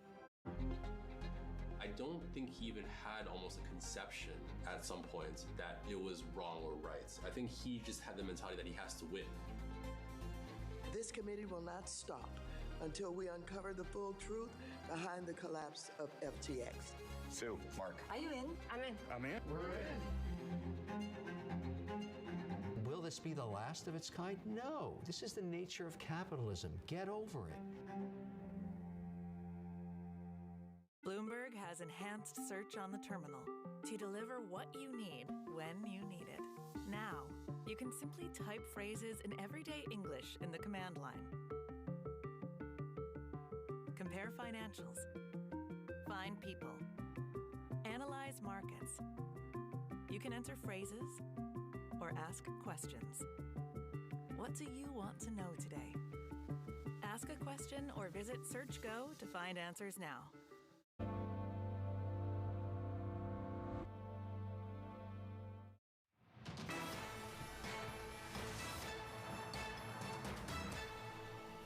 Welcome back to The Close. I'm Scarlett Fu with Vonnie Quinn. As we embark on this momentous week with a ton of central bank decisions due out, we have stocks up and bonds down. The S&P 500 closing off its highs, gaining 2/3 of 1%. But we did see declines in treasuries in the 2-year and in the 10-year. Not massive moves here. The 2-year barely changed, but it is at its highest level so far this year. The 10-year yield at a 3-week high, and in fact, approaching the key technical level of 4.35%, which according to Mike Wilson over at Morgan Stanley, maybe a level that disrupts the equity rally. We're not there yet, but we're certainly keeping an eye on that. And Bitcoin losing ground for a change, off by 1.7%. This is actually the only time that, no, I should say it's only gained once in the last 5 days. So it's been a little bit of a mini trend here for Bitcoin. We'll continue to keep an eye on that one. In terms of equity movers, individual names, PepsiCo, one of the big gainers here, up 4% on the day. Morgan Stanley upgraded the beverage and snack company to overweight, saying that organic sales growth is about to clearly bottom in the first quarter, and they see a powerful inflection in the second half for the company. Alphabet up by 4.4%, powering the big tech companies. Bloomberg has learned that Alphabet is in talks with Apple to build Google's Gemini AI engine into the iPhone. Before today, Alphabet was the 3rd worst performer among Magnificent 7 stocks this year. It was only up 1%. That was before today's advance. Among the decliners, Super Microcomputer off by 6.4%. This is the server maker, falling in its first day of trading as a member of the S&P 500. Of course, even with today's decline, the stock is up about 260% so far this year, thanks to its status as the newest AI darling, its ties to NVIDIA and to AI overall. And CareMax losing about 24% so far today. One of the worst performers in the Russell 2000 after it failed to provide any 2024 guidance. The medical services provider says that its lenders agreed to be more flexible with their credit lines to provide more flexibility as it moves forward, and it is exploring strategic options, according to CareMax, across its businesses to generate further liquidity. Vonnie? Scarlett, thank you. Well, I do want to mention that Jensen Huang has taken the stage at that conference. We'll be bringing you any headlines from that we get. Meantime, as Scarlett mentioned, Bloomberg has learned that Apple is in talks to build Google's Gemini artificial intelligence engine into the iPhone. Let's bring in the reporter who broke that story, and that's Bloomberg's Mark Gurman. So, Mark, it's obviously a win for Google if this does, in fact, take place. Does it mean that Apple will now throw in the towel on its own generative AI projects? Yeah, thank you for having me. I don't think it means that. I think Apple is going to have a slew of its own generative AI tools and services and applications coming as early as this year with iOS 18. Apple's are going to be built into the phone themselves, though. It's going to be run all entirely on device. But you also want some generative AI built into the cloud. People want applications like Gemini, like Microsoft Copilot, like OpenAI's ChatGPT. And as of now, the best way for Apple to do that is to work with a partner. And so they've landed on Google as at least one partner that they're discussing this actively with. They have recently held talks with OpenAI. but the Google talks are active, whereas the OpenAI talks are not active as of this moment. Obviously, the two could come back together on a deal later if this Google deal falls apart, or Apple could choose to work with both. But right now, the eyes are on the Apple and Google talks. This would see Gemini run on the iPhone. They're still working out commercial terms. They're still working out how the technology will be implemented exactly. But what we know right now is they're trying to iron that all out. What does this mean for Apple's own ambitions to build up its own AI capability without partnering with anyone? Yeah, I certainly think that it shows that Apple is not as ahead as everyone else in terms of cloud-based Gen AI that runs on data centers and servers, basically everything that has been driving up NVIDIA's stock price the last several months, right? That is what Google is focused on, OpenAI is focused on, this generative AI where you can plug in a short prompt and get an image created for you from the cloud almost instantaneously. Apple's focused on more applied artificial intelligence into individual software and applications and features on the iPhone running on device, very privacy centric. But for Apple to really compete, you really need to see them do both. And so Apple's going to handle what they're good at, which is the on-device AI. So taking a look at the market wrap for today. At the beginning of a week that will see a variety of central bank decisions from the US to England and Japan, IT giants led increases in stocks.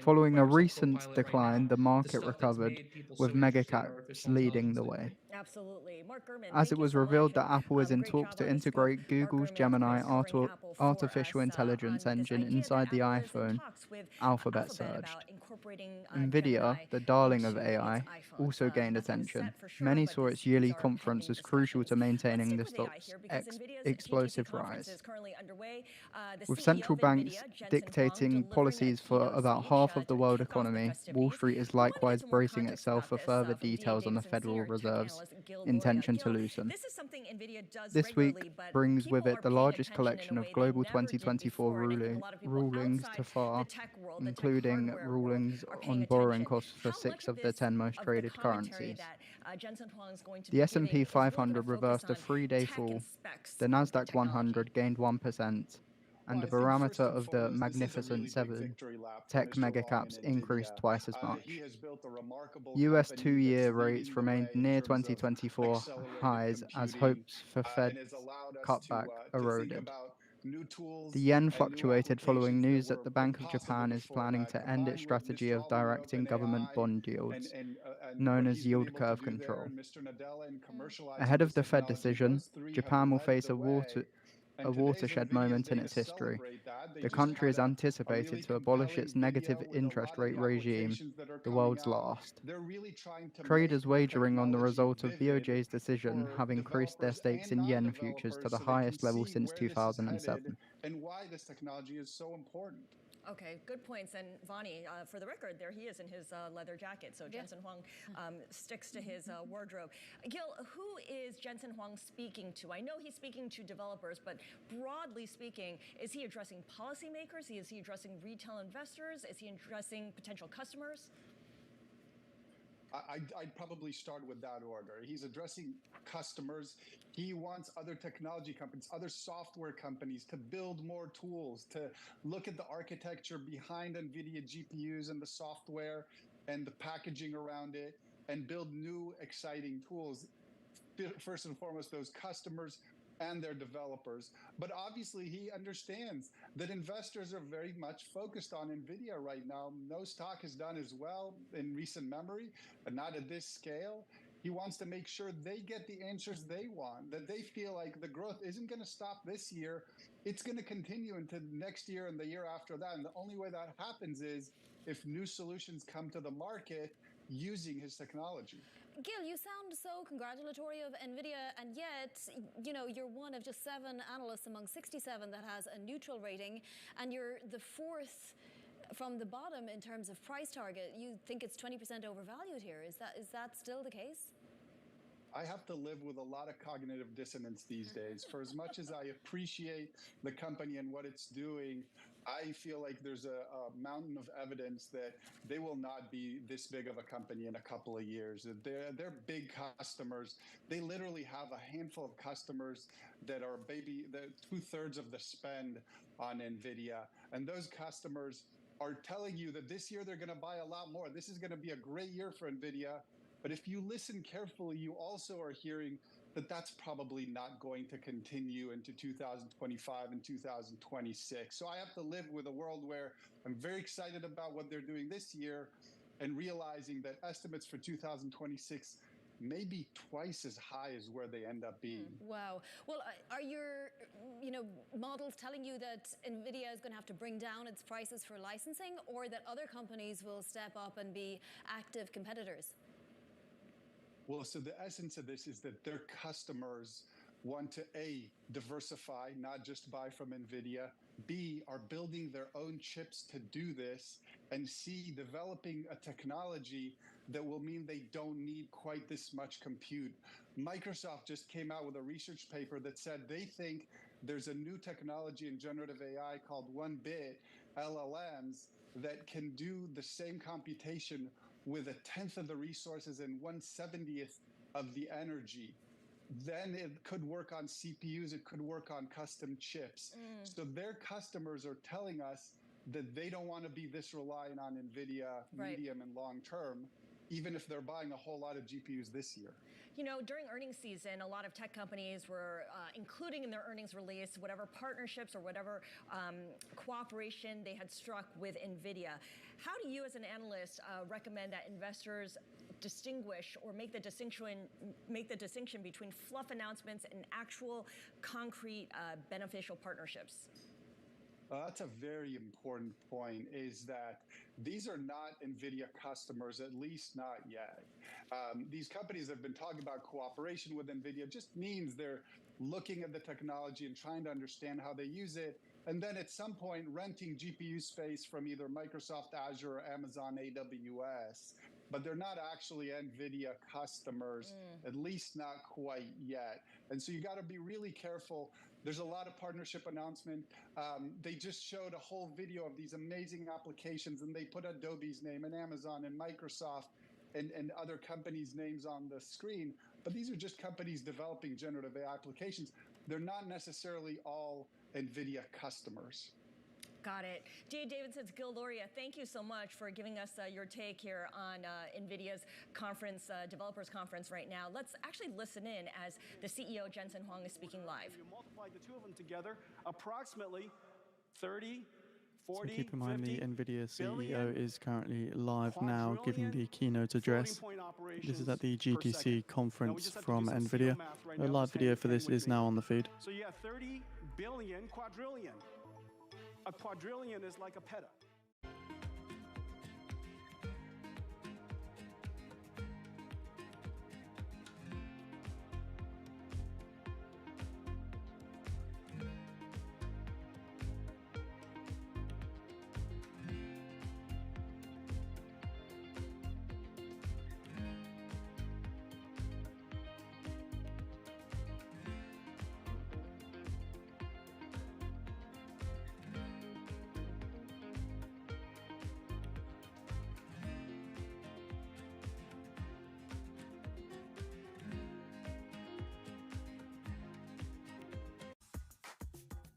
You formed a partnership with Penny Pritzker at some point to do parking, is that right? Yeah, so when I was working at JLL, that we went through this real estate recession in the early 90s, and the senior people at the firm said, let's do a retrospective on all these different asset classes to see what happened, how we overpaid, why we ran into so much trouble, what really happened in the marketplace. And when I did that, I recognized, wow, there were a lot of reasons why I liked the parking assets better than I did office and retail and industrial. And so I started really noodling on the differences between those asset classes and came up with a rationale to start a business in the parking space. But I crossed paths with Penny Pritzker, who later became our Secretary of Commerce. And she liked the idea, and she and I went off on this adventure together and built a real estate operating company in the parking space.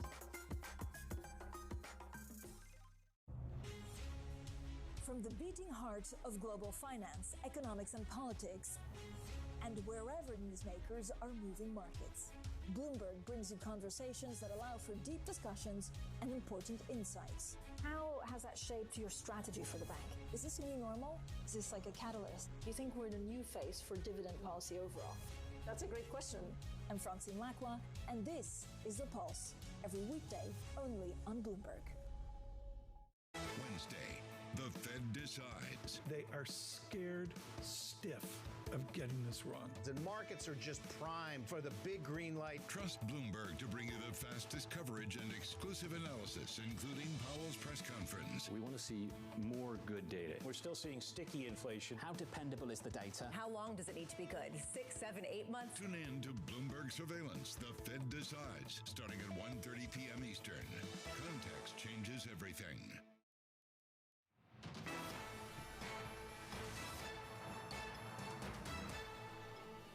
It's time now for the top three. Every day at this time, we take a deep dive into the folks at the center of some of the day's most talked about stories. And first up, Vonnie, is Stephanie Cohen. This is the veteran Goldman Sachs executive. She is leaving the firm to join Cloudflare as its chief strategy officer. This is the latest loss in the dwindling ranks of senior women at Goldman Sachs. She'd been there for 25 years and had headed up the consumer bank, which we know Goldman has steered away from.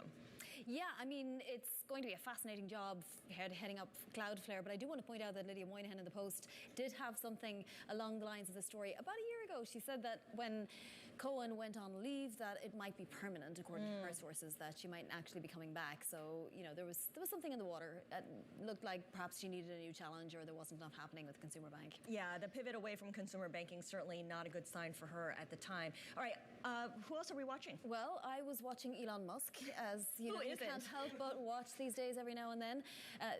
Obviously addressing his prescribed use of ketamine in an interview with Don Lemon.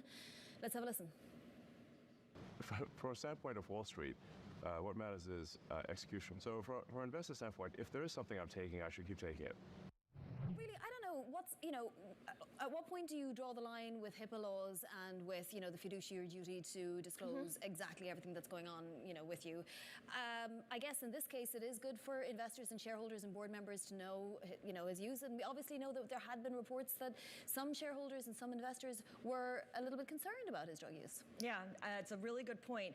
His emphasis on this idea that Wall Street, what matters is execution, that may be the case, but certainly how you get there is of great concern, especially for a personality-driven company. So the NVIDIA CEO now announces the new Blackwell GPU. You know, just because you've been doing something and it's been working, although according to what metric, that you should continue doing it. I mean, they were downing the price of Teslas and now they're upping them. Yeah, that's a good point. I don't know.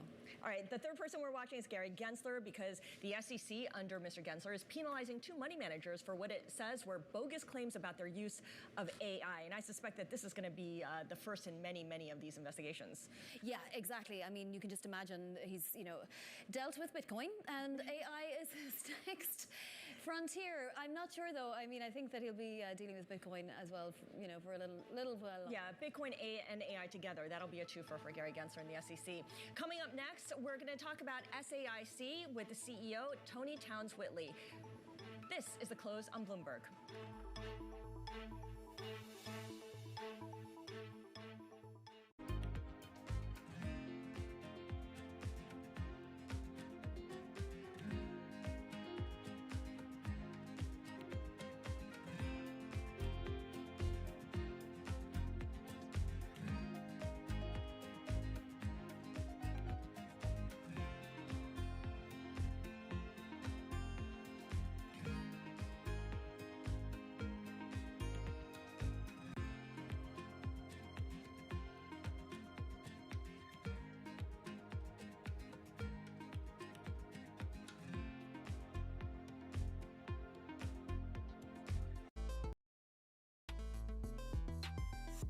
Regional sports networks. There's a lot of, it's a business. So NVIDIA comment that the Blackwell design is part of a new data center range. Should we do something ourselves? Some teams are doing like local TV and streaming. How do you see that shaking out? So I don't think I'm right on this, but my instincts keep telling me this is what's going to happen. Because if you remember the WWE, they launched their own network that had their own content and had their own pay-per-views. And it was kind of a smart, bold, ahead of its time move. And then they pivoted at the perfect time, and they sold their content to, what was it, Peacock? Yeah. And that was really smart, too, because they were able to leverage that number as high as possible. So they always zagged where the money was and when the opportunity was.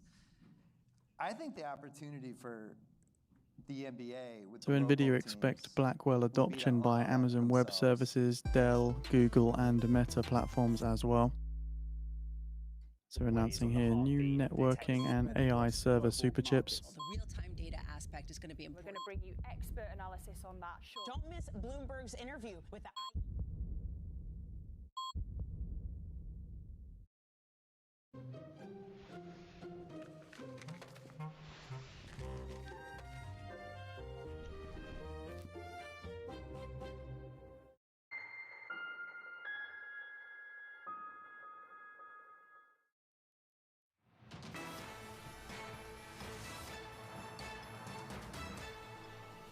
So NVIDIA says that the Blackwell system allows for a build of real-time generative AI. Is taking center stage. He's really the man of the hour, the man of the year, really, when it comes down to it. And he's going to resume his comments. Let's listen in to what he's saying on stage. Used to. Here's the if you will, the heart of the Blackwell system. And this inside the company is not called Blackwell, it's just a number. And this is Blackwell sitting next to, this is the most advanced GPU in the world in production today. This is Hopper. This is Hopper. Hopper changed the world. This is Blackwell.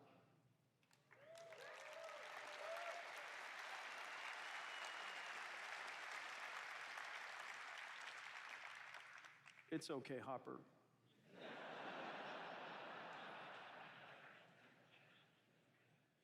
You're very good. Good boy. Well, good girl. 208 billion transistors, and so you could see, I can see, there's a small line between two dies. This is the first time two dies have abutted like this together in such a way that the two dies think it's one chip.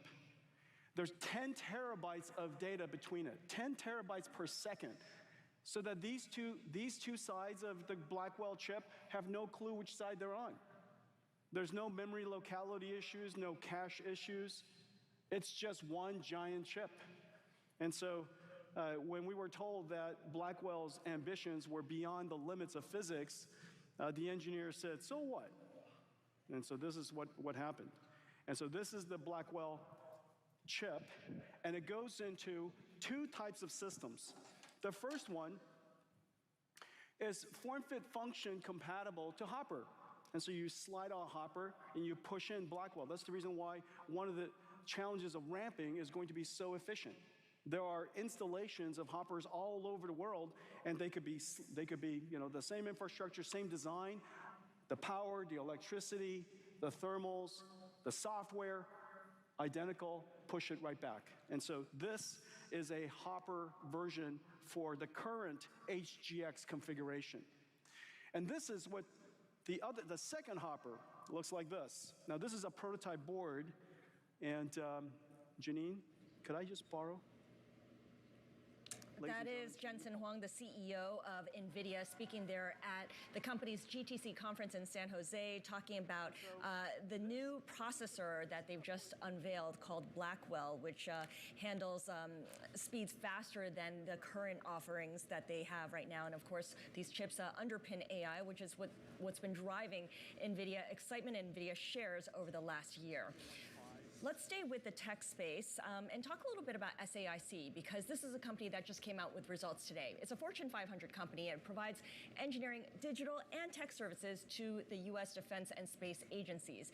And while its latest earnings did miss analyst estimates, the company is forecasting higher revenue and free cash flow for 2025. I'm pleased to say joining us now is Tony Towns-Whitley, the CEO of SAIC. Tony, so good to speak with you. Good to see you, Scarlett. So SAIC, I found out, stands for Science Applications International Corp. And you provide tech and people on the ground to assist with programs run by the 3 branches of the military and other government agencies. We were showing pictures of Jensen Huang, the CEO of NVIDIA, which is, the poster child for all AI investments these days. I want to ask you about AI. How much AI do you currently utilize, and how do you anticipate incorporating it into your services in the coming years? Yeah, when we think, thank you very much for the question. When we think about our enterprise differentiators, operational AI is one of the 5 areas that we are investing in, have continued to invest in, and we use across all of the national defense agencies, the intelligence arena, as well as in the federal civilian government. And so we think about operational AI uniquely around the data layer, making sure that data is clear, is accurate, is tagged correctly, and using AI in the most real-time mission-critical operations, generally around national defense. Got it. Thank you for explaining that. I noticed when I'm looking at your biography, before SAIC, you were at Microsoft. You were running government and regulated industries. What do people in the private sector tend to misunderstand or get wrong the most about how the public sector operates?